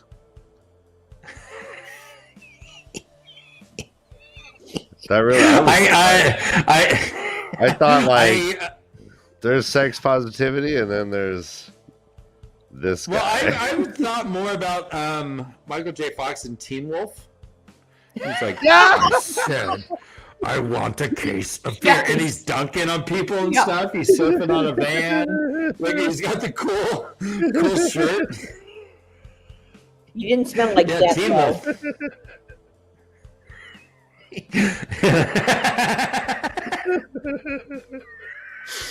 Okay. Oh my god. All right. Go on. Sorry. So this was like a 3 wishes thing or something, right? He like gave him 3 wishes. Dude wasted his wishes. I tell you, he got nothing good. No, he got out of there, but yeah. But then he lost all his memories. Mm-hmm. So I don't know what he lost. If he lost the memories from the horn, if he lost the memories of his own memories, if he lost I don't know what he's lost. And see, there's a lot of confusion in this one too. So he says that he wants to stop, quote, getting bollocksed about every getting bollocksed about by every bloody magical force on this bloody planet. And then he says, I want a way to get the fuck out of here. This is one of the ones. All right. He wants the voices to stop. He wanted the voices in his head to stop, right? Mm-hmm. Don't we all? It seems like and he says done. Oh, Catherine. But you're tired of hearing, you're so awesome. You're so awesome. You're so awesome. You did that again. I can't believe you did that. Okay. Yes, Stanley. Yes, it's 3 needs. What are your needs? And then he gets popped out. He is hanging by his neck. There's a yellow Aja lady looking at him like, huh, what do you know? I was just looking here and you weren't hanging here before, but now you are. Min knocks her out, gives Matt some CPR. Yeah, do you think she invented it? CPR was invented then. Yeah. I know. So Grace and I were watching it, and when we have her learn somewhat CPR, they say to time your chest compressions to, it should be about 100 beats a minute. So staying alive is a good one. But so if you're going, well, you get time by the way, like that. So we were thinking that he was like singing, The hills of Tanchico are actually boobs. In the hills of Tanchico, they are so sweet. Yeah. Or whatever. Yeah. The Manetheren, the hills of Manetheren's way too slow. He would have stayed there. Yeah, he's like, sing, sing, He just punched him a couple of times. double, sing, sing, do, do, do, do, do, do, do. Yeah. So, yeah, I'm sure they had their own CPR song that they do it to. But yeah, and he's like, hey, if you wanted to kiss, you should have just whispered in my ear and nibbled it like Ivan used to do. So then obviously he wasn't too far out and not breathing if he was conscious to know that she gave him the saving breaths. You know, if his heart isn't beating and he's not breathing, but he remembers her doing that. No, he doesn't. Yeah. No, he said, because You say you want to kiss me. Yeah, you know what? Yeah. But then here, because she always has notoriously garlic breath, and he had garlic all over his mouth. See, like he's all garlic lips. I can't remember how we got here. He says. So, what do you think this is going to do to Matt? Is he going to forget like who Perrin and Rand are? He remembers who Min is, so I don't think he's going to forget that. But I think he may forget everything about the horn.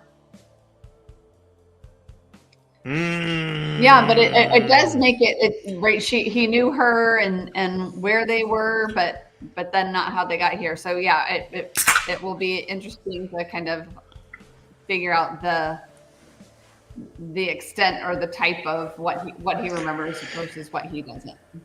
The logistics. Are they going to be a couple? I hope so. Yeah. It feels like it, right? But also, it feels like it. But I just hope that they can be playful friends. Yeah, what was that thing they zoomed in on? Oh yeah, wasn't it like a wolf thing? Something around his neck. Is it broken? It's something broken. You think it's broken? It looks like. Or like how it's like a the best friend's heart that is. You wear mine, I wear yours. I'm not even kidding. It's like a little best friend. Oh my God, I'm never not going to see that ever again. That's amazing. And on the back, it's like January, and then on the other side, it's like 14th, 1998, or something. EEFRI. Deep fry, 3 ends. Yeah. STNDS. Yeah, that's funny. That's awesome. I thought it was like a wolf thing, but no. But maybe it is something that Eelfin gave him, and now he's marked. Or he owes him something, right? We don't know what the price to pay was, unless him hanging him was the price to pay. Well, I want to see if the crazy new HBIC has one of those. Oh, Elida Dulavrini. Yeah, Oh, so it's like a souvenir, like when you go through the It's like getting laid in Hawaii. Press this penny in the little machine. 9 months later. That's her aloha. Yeah, no. They're in Tanchico in the Panarch's Palace looking for the collar. There are 2 groups looking. Leandrin. Oh. George. You fit right in. Yeah, I know. I'm in Tanchico. Okay, sorry. Oh, I thought you were doing Leander's hair. Oh no, her hair's epic. I mean, it is so long.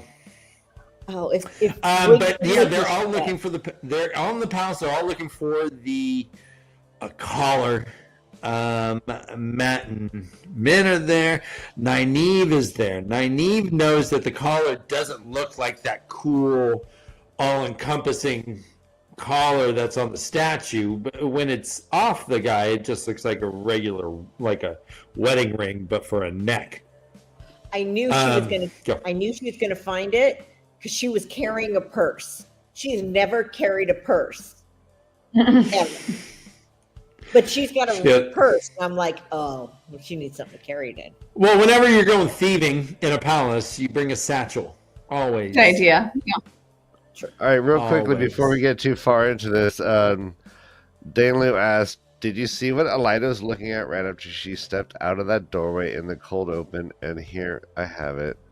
It was it looked like she had like a key or something on her Wrist. like one of the charms. Yeah. Was and she even kind of like touched it or something like that as she came through as well. I thought it was how she got in the room. Well, yeah, she came through that magic door or whatever. So yeah, I didn't know at that time. I just thought she had a key to the room. Right. Housekeeping. Oh, dang it. I was hoping you were going to spit. Wait, look at this. I could dusty wheel this. Okay. Huh? Uh-huh. Yeah. You're getting a lot out of that, aren't you? Oh, yeah.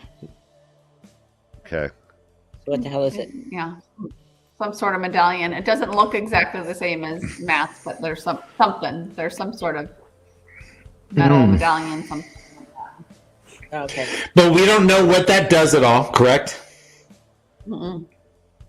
We also don't know if his memory loss is temporary or permanent, whether it is all-encompassing or situational. We don't know anything, really. Or does it have anything to do with the necklace? If he loses the necklace, will he get his memories back? Okay. Right. If he doesn't have his best friend. It certainly does look like a key of some sort. Yeah, I thought it was a key. It was it looked like a key when she came in, but I knew she came in through like whatever, some sort of magic port key. So that key then is on like a retractable cord, right? So she can just like pull it from her wrist and go. Zzz, and Like a janitor. Yeah, and then it slinks back. Tink. I mean, otherwise, holding a key on your wrist is not convenient. Anyways.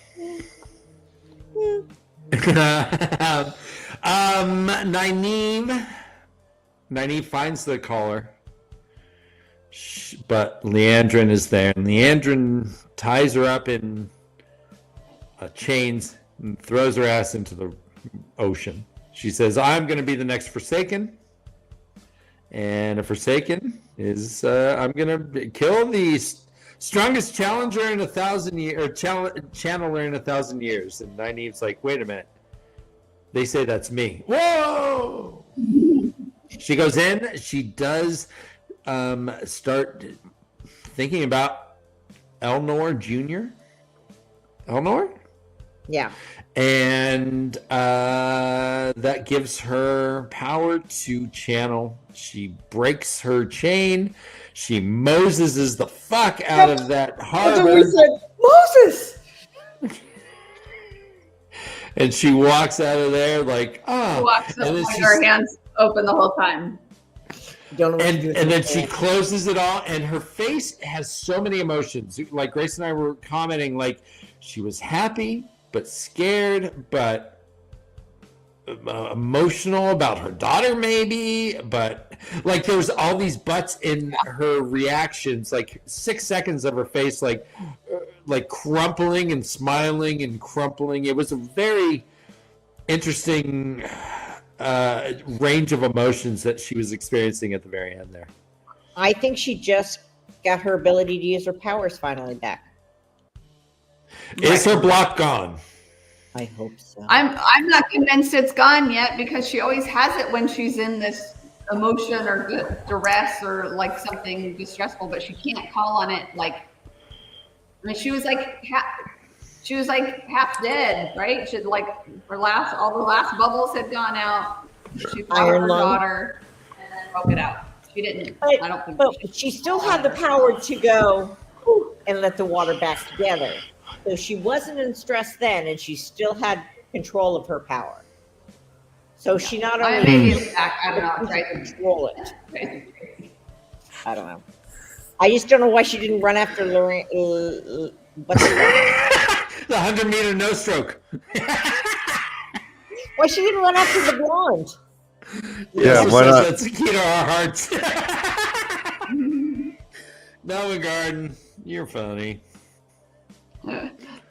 But yeah, it was really cool. Yeah, here you go. He was happy, scared, sad, relieved, trepidatious, worried, slightly horny. Mm-hmm.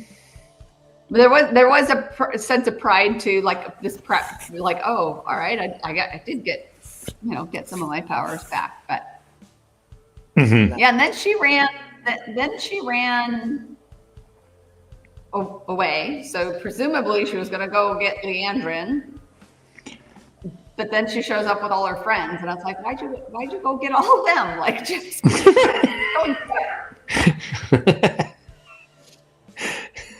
I found it really interesting between Tom and Avienda. Is that her name? Elaine. Elaine. I found it interesting between Tom and Elaine. Like, he left when she was 5. He'd been stalking her since then. And he knew that the person that we saw before was a fallen or whatever they're called. And Forsaken, and planted the memories. Yeah, that was really interesting. It was. Now, did you guys know that was going on? No, well, yeah, I didn't. Before. There was a conversation he had with someone where he said, because they were like, oh, he's only been here a month. How could he have done? And that's how we figured out. Do you remember that, Grace? Yeah. So, we knew he had been, but we were talking about how whether he took over the other person's body or whatever. So I just didn't. We knew something was up with him, right? We knew he was a Forsaken, but I thought her memories were real too. So I thought it was more him taking over, like. You would think that would be the efficient route. Just take over someone who already has the relationship with everyone instead of implanting memories into everyone that they all think you're a good guy. That's a clever trick. I've been doing it for years. Well, and not just you're a good guy, right? Oh, we hang out all the time and we drink wine and we do this and like all these. Right. You've been there all my whole life, but yeah. Yeah, Elaine probably has like a father-daughter dance like memory and stuff. Just like, oh yeah, I brought Gabriel. It was so cool. So cool. But I did like the way he wanted to sacrifice himself for her, Tom, and then she used it as a decoy so that she could then save him. And I like that dynamic. Yeah. Tom looks all cool with his hat. He's like, listen, Forsaken. Well, that was the second time too that Tom like one of the kids left Tom to die, but she came back. So, because that's what happened with Matt and him too. He's like, I'll get this, and that's all. Peace out, bye. Mm. Yeah, Grace is like, are they just always just going to leave Tom to die? Well, I mean, if Tom went and stopped announcing himself to his enemies, like right here, he has a throwing knife and he goes, "Hey," and then throws it, and she fucking turns around. Right. That wasn't a Forsaken. That was one of the This pissed me off so much. The black. Yeah, that was the ice guy. That was one of those. Yeah, one of the black ones. Yeah. I like those ferns. Didn't they do like a Yeah. classic like Western sound one time when he was on screen? Yeah, there was like a guitar, like a. man. I think when he does this, his next line is "I'm your Huckleberry." I'm your- All right, Grace, you win. Not worthy. Oh, that's so good. I'm your Huckleberry. Good one. Oh man. Let's talk Mogideon. She's so Mogideon good. is becoming So my good. favorite character ever.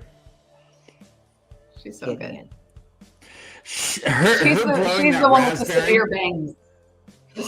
She's evil Bjork. Evil Bjork. Evil Bjork.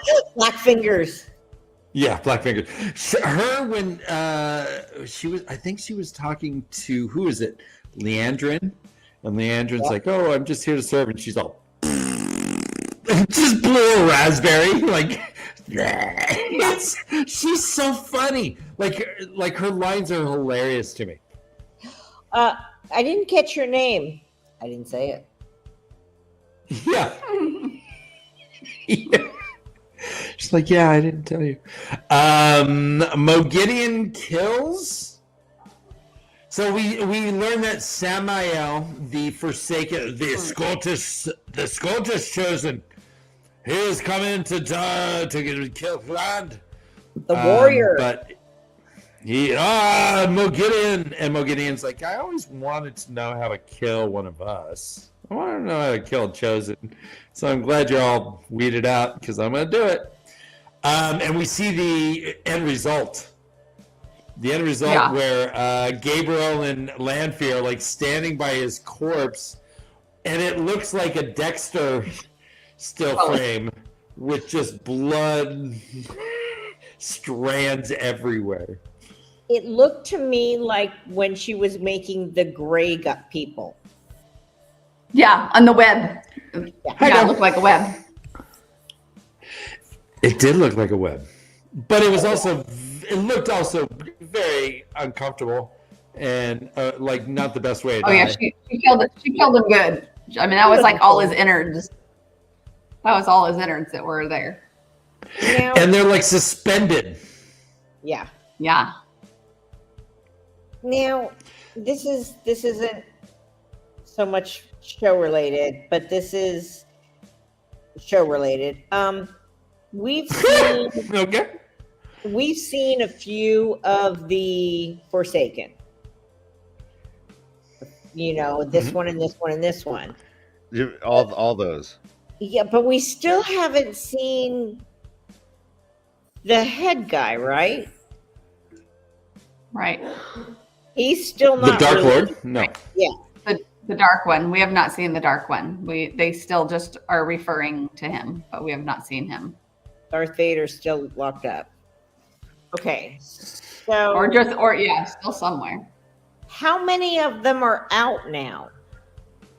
Because we saw like a bunch of the stones broken, but she just killed one. We've seen her, and we've seen Landfear. There's 4. We have 4 this season, right? So the Scottish dude, Gabriel, Landfear, Mogideon. Okay. We had Ishamael already. And Ishamael died. Last Your season. favorite. Mm-hmm.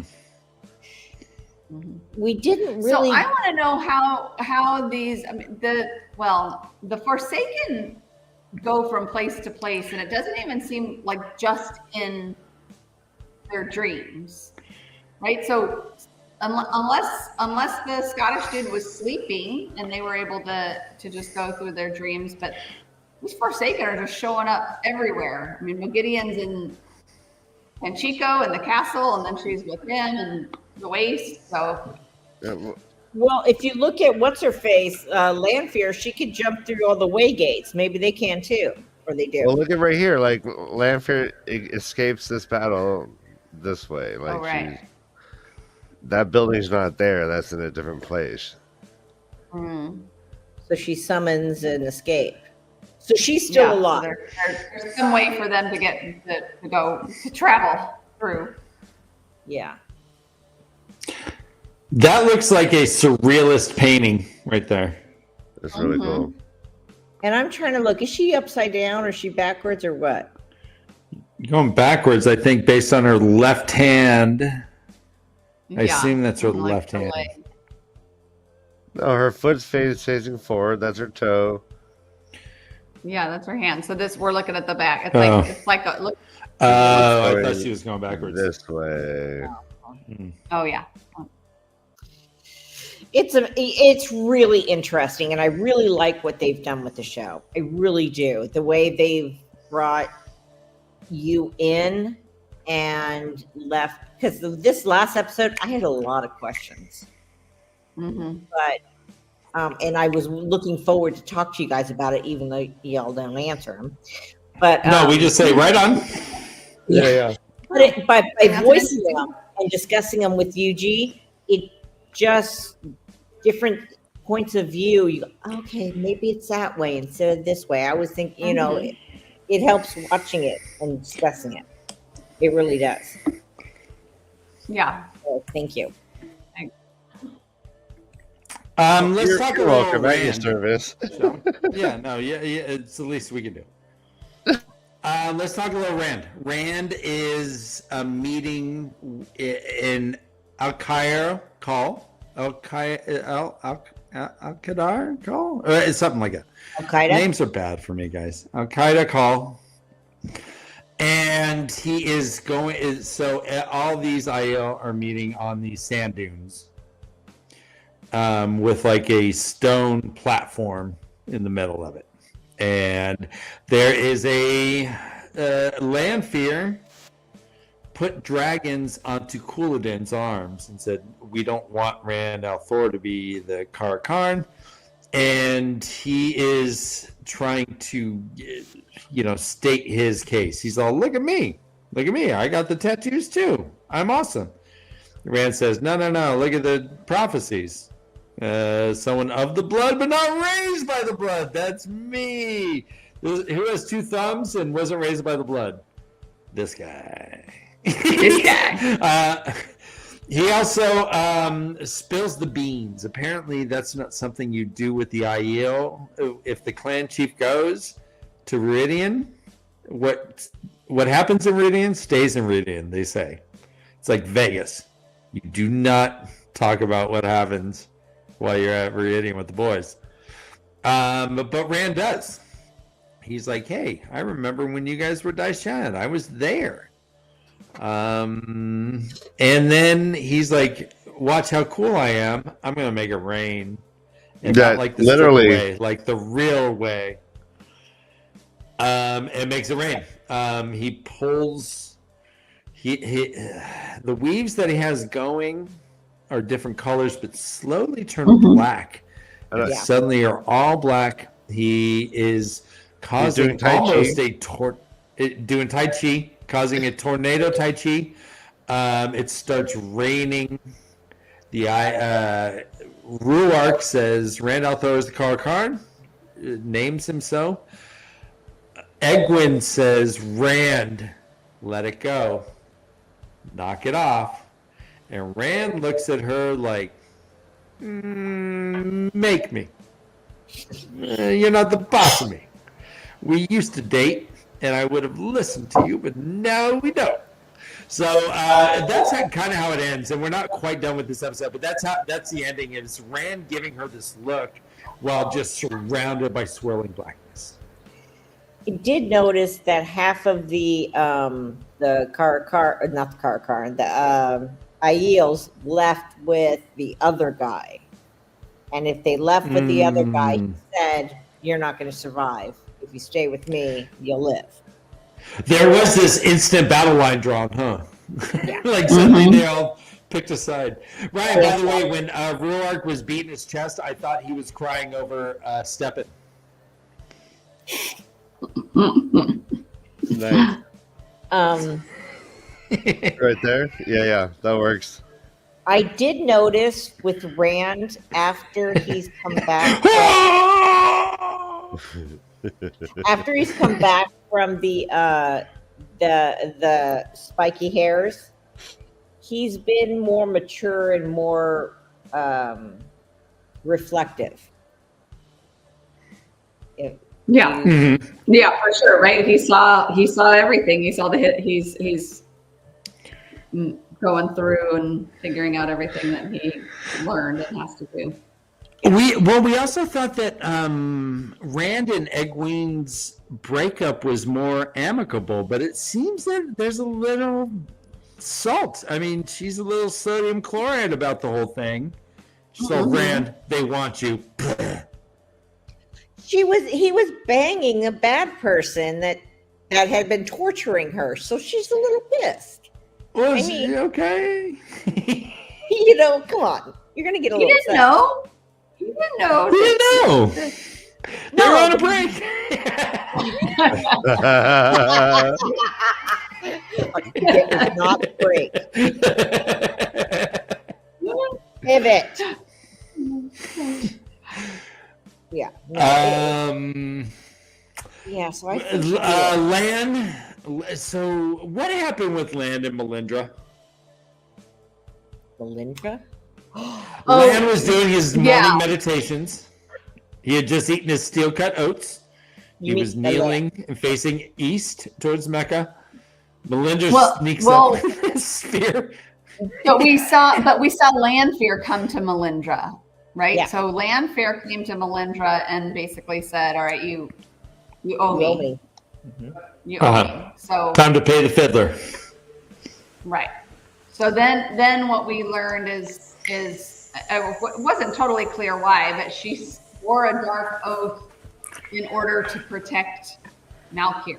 I don't know why it was so important for her to protect them. Maybe- to swear a dark oath. But Maybe it was the only way she could get out alive, because most of the people there died. I'm assuming. But it was like a whatever cancels each other out, because she's like, okay, I swore a dark oath in order to save essentially Lan or his people. But then when she had to kill him, that was canceled each other out. But she still died because she broke the oath.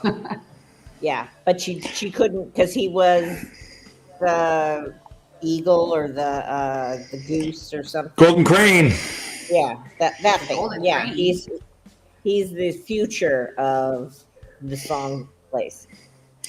Yeah, she's like, all right, so I swore these oaths, and they want because I want Malkier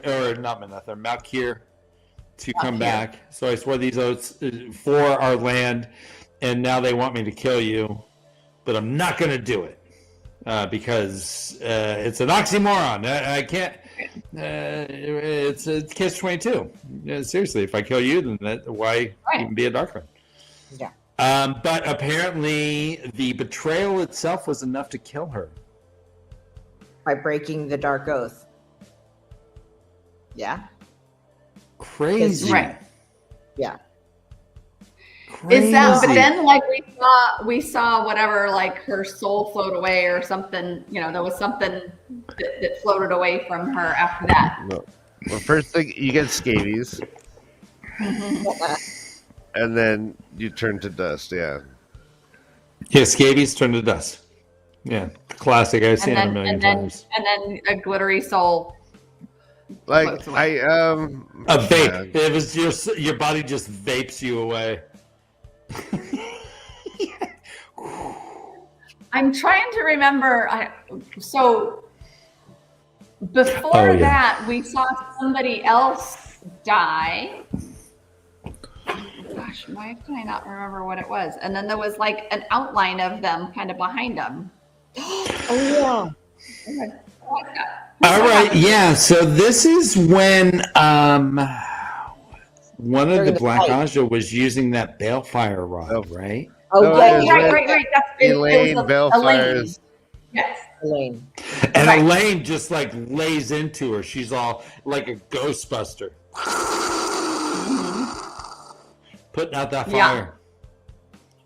Right. And But then there was Um, like an outline of that person kind of standing there. yeah, and then it vanished. Not Yeah, only that, yeah. there was something on the roof. Something on the roof occurred as well. The So when roof. she had, yeah, it's like we don't need no water. Let the motherfucker bear. Catherine, Yes. watch your mouth, Sorry. dirty bitch. You whore. What is happening? Oh, it's sister brother stuff. You wouldn't understand. Oh wait, you are our brother. Okay. I was just singing the song. The roof is on fire. Never mind. Right. Hey, can you sing a song with the N word in it now, Cass? Too? No, I'm just kidding. I'm just kidding. All this is wrong. Cut this in post, Ryan. Damn. Sorry, chat. It's all live. Let's see what else with this episode. We had a lot, but I'm blanking. What else? There was what else? I think Melinda was the last story they needed to tie up. Yeah, I think we got all of them. We got went through everything going on the White Tower. And, Rand breaks up with Landfear. And Moraine, I guess Moraine and her fight with Landfear, but we already talked about that too, I think. Mm-hmm. There's also Moraine had talked to Samael and said, "Hey, you're going to train Rand on how to be a dragon." But that didn't trust. Yeah, him? so talk about that. Yeah, Yeah, Why is that would a you good idea? trust- No. Obviously, it didn't happen. But I mean, why would you trust someone that is a sworn, Right. protector of the evil, and want you to put this young, not gullible, but pliable person in their training? I want to see. Yeah, doesn't make sense. Yeah, it just doesn't seem right to me. I don't know what she was thinking or why, but Yeah. Hmm. The other thing that we didn't kind of totally finish talking about was Leandrin wanting to become a Forsaken, and however much time she had, she like fixed her hair. Like the humidity came out of her hair, and she like was able to like make it lovely curls. But then she saw Mogideon. Oh, but Grace, how about Moraine here reaching for a scrunchie she doesn't have? Oh, right. Yeah. So, oh, damn it. She's like, damn it, I left it in the tent. All right. Yeah. I loved it, actually. Yeah. I don't feel like, because this is the third season, and I did read somewhere that they have already signed on for the fourth season. I have read that somewhere. I've got to find it to send it to you, but I did read that somewhere. Chat will tell us. I don't think it's happened yet. How many seasons is this going to run? Because they haven't even made it to the place where he's supposed to get his sword. Mm-hmm. I thought that was going to be the. Well, yeah, and there's every single storyline has something going on that we need to know next season, because nothing was like, oh, okay, that's all done. Great. Cliffhangers on all of them. Yeah. Right, exactly. Yeah, we got here. Karen's If Kay had seen that, I light want bulb. to know where. I don't think we've heard season 4 yet at all. It was on something where they were talking about. Don't question Dan Lou. Dan Lou, yeah. Dan Lou, once Dan Lou adjudicates. Okay. I agree with Sherb here. We need 8 seasons. I think 3 more would actually wrap up this story arc pretty well. I know. Dale This says we story need arc is the 12. whole story. They I also am need 10 concerned. episodes Ooh. per, Oh, shit, per really? season. I don't know if that's a good thing or not. Yeah, Hey, I always hate getting new bosses. look, Yeah, maybe new they'll bosses work on suck. the PR, and it is #1 in the USA right now. So Yeah, it's just I'm really confused by why they're not already filming. If all these numbers are great, like come on now, like come on, just make history. yeah, they didn't have to pay for any PR because they didn't. Yeah, so Amazon and Sony. So it's all that. Why- And in why- fact, there's a PR campaign to try and petition Sony to keep this series alive. So I'm not sure exactly where Sony. What? I'm out of the loop, but PlayStation? apparently they're now a major player in this series we love. Yep. What is happening? It all depends on the idiots at Sony. What is happening? So is Landfear dead? No, No. She went through that magical portal, and she's Mhm. going to heal Yeah. herself. yeah, And she or got that here. dropped off right in front of a Kaiser Permanente. Yeah, but insurance wasn't that good, so she had to go to the clinic. She's all not an HMO, and then went somewhere else. Kaiser Permanente.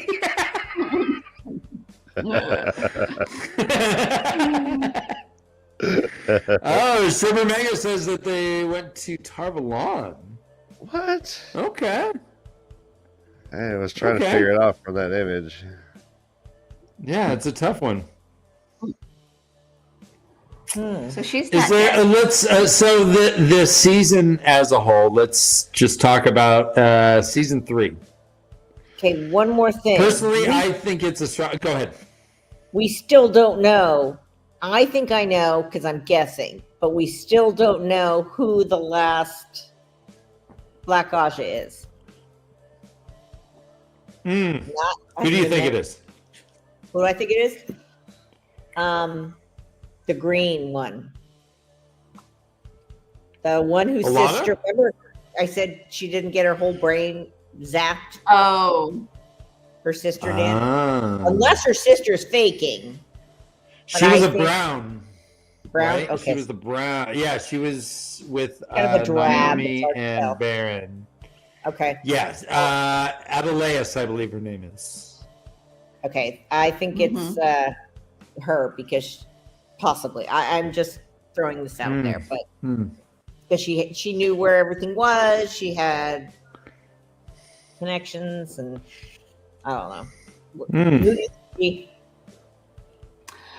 at the beginning of this episode, I thought maybe it was Leanne, but then she ended up dying for. We're looking to see if that's Tarvalon. I don't know if that's Tarvalon. Oh, she's saying I love you. Yeah.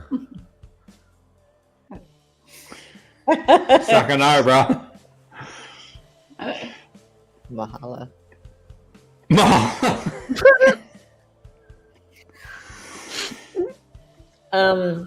Yeah, I that's who I think it is, but because it's got to be someone close to the core. I don't know. Mm-hmm. Is what I thought. Yeah. But that hasn't been mentioned in 2 or 3 episodes, so I don't know if it's just something that they're going to drop or Right. it's going to come back again. I don't know. You were asking about the 3rd season, Dan. Yeah, so the 3rd season itself, we've had 3. I think, I mean, how would you rate this season so far? What's over? How would you rate it? 1 to 10. 1 is poop, 10 is not poop. Overall, I'd give it a 9. I think it's the best one so far. Wow. Yeah. Awesome. Great. G-Love? I agree that it's the best season so far, and by far. I enjoyed a lot of these episodes.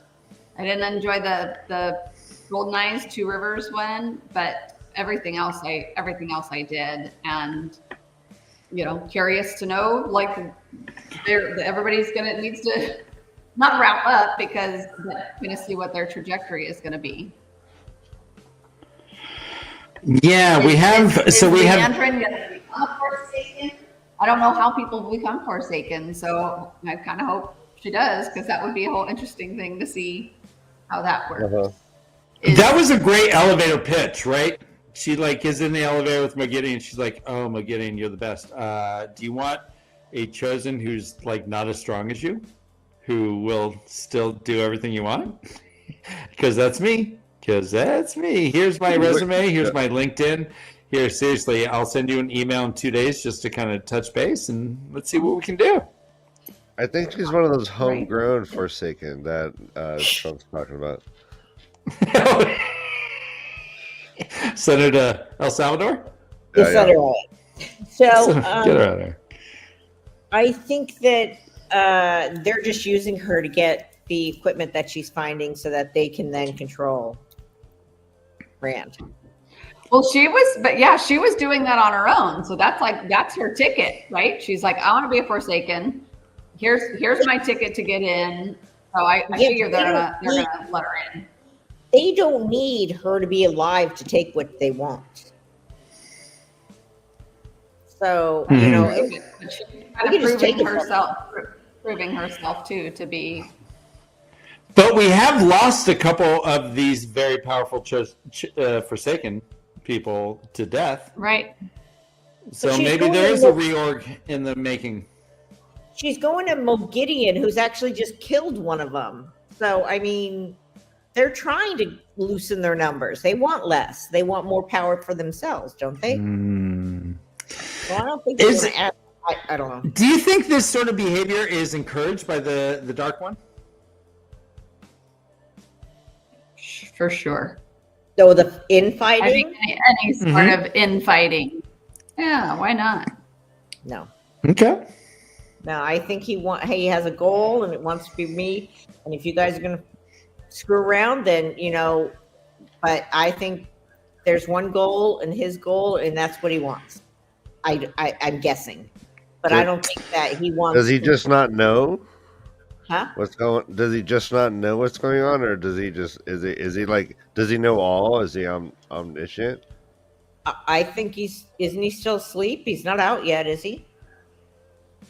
Yeah. Well, it's Padden Thane. But I don't think he wakes up and he's like, "Okay, what did I miss? Oh. I was asleep. What did I miss?" Yeah. I think he is aware.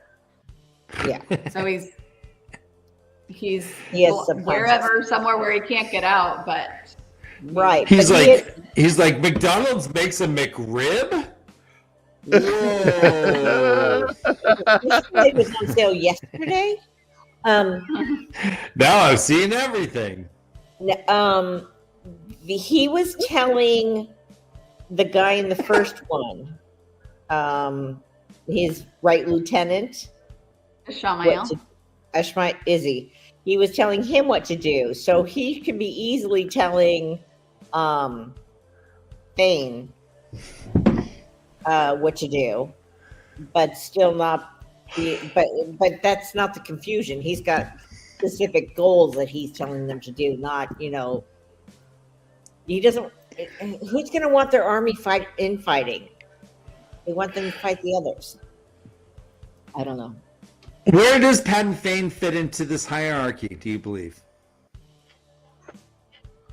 I think he's just a dark He's not friend. a Forsaken. He's a dark friend. So if it's, the Dark One and then the Forsaken and then a bunch of dark friends.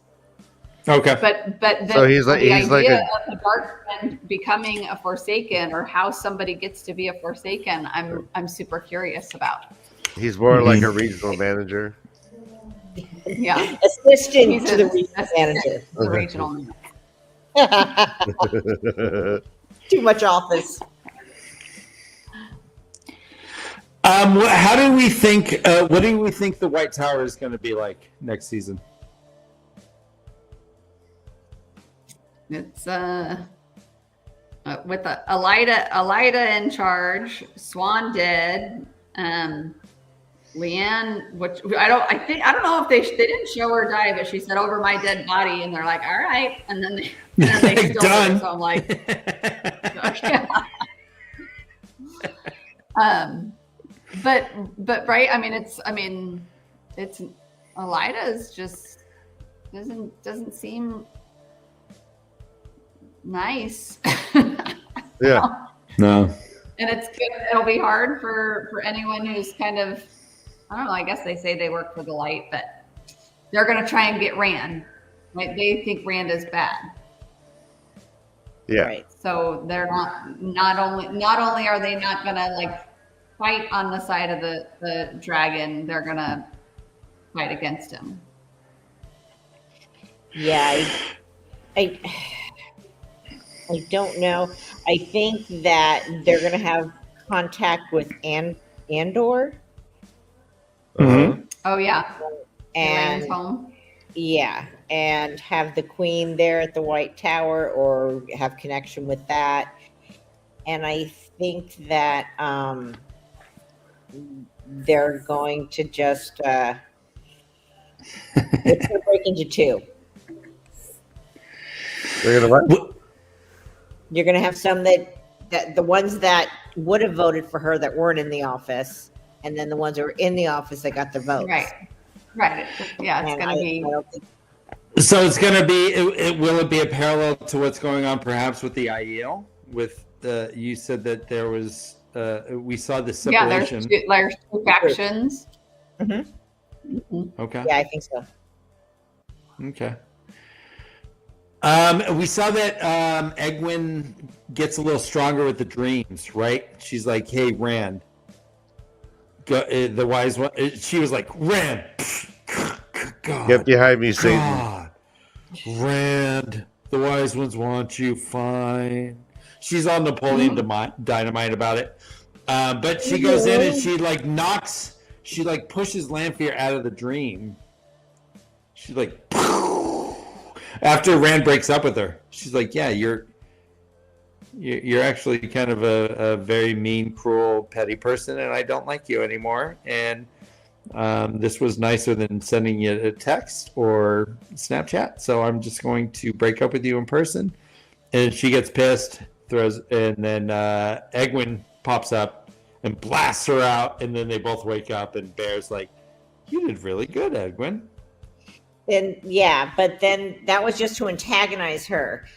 I'm wondering what's going to happen with the Horn of Valir because it is in the Tarvalon. Oh, right. It's in the white. Yeah.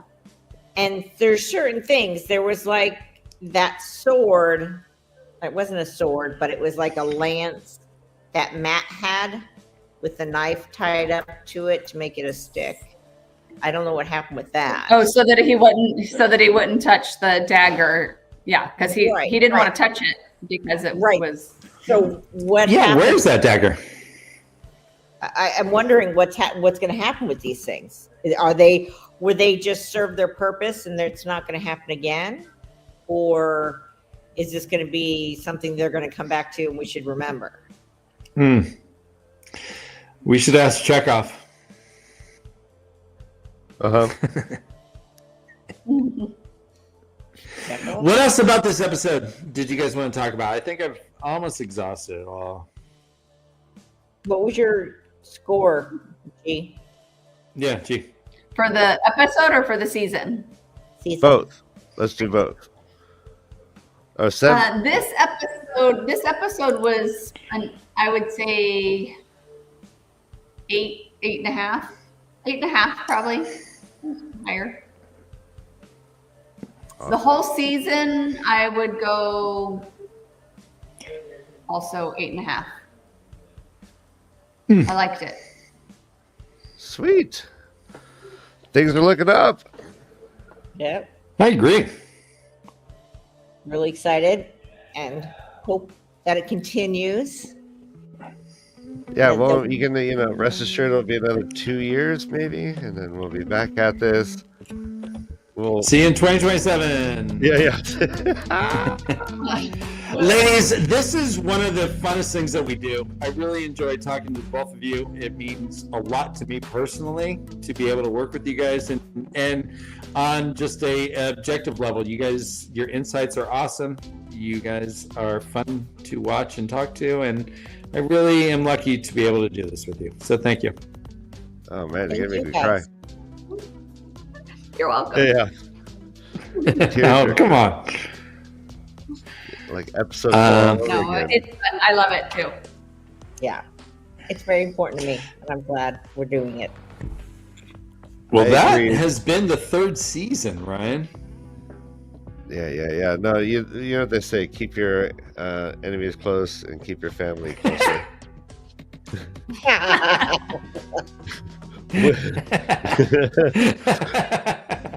Thank you for all your engagement, people watching now, watching in the future. We appreciate all your comments. We respond to each and every one of them. Please like and subscribe to the video.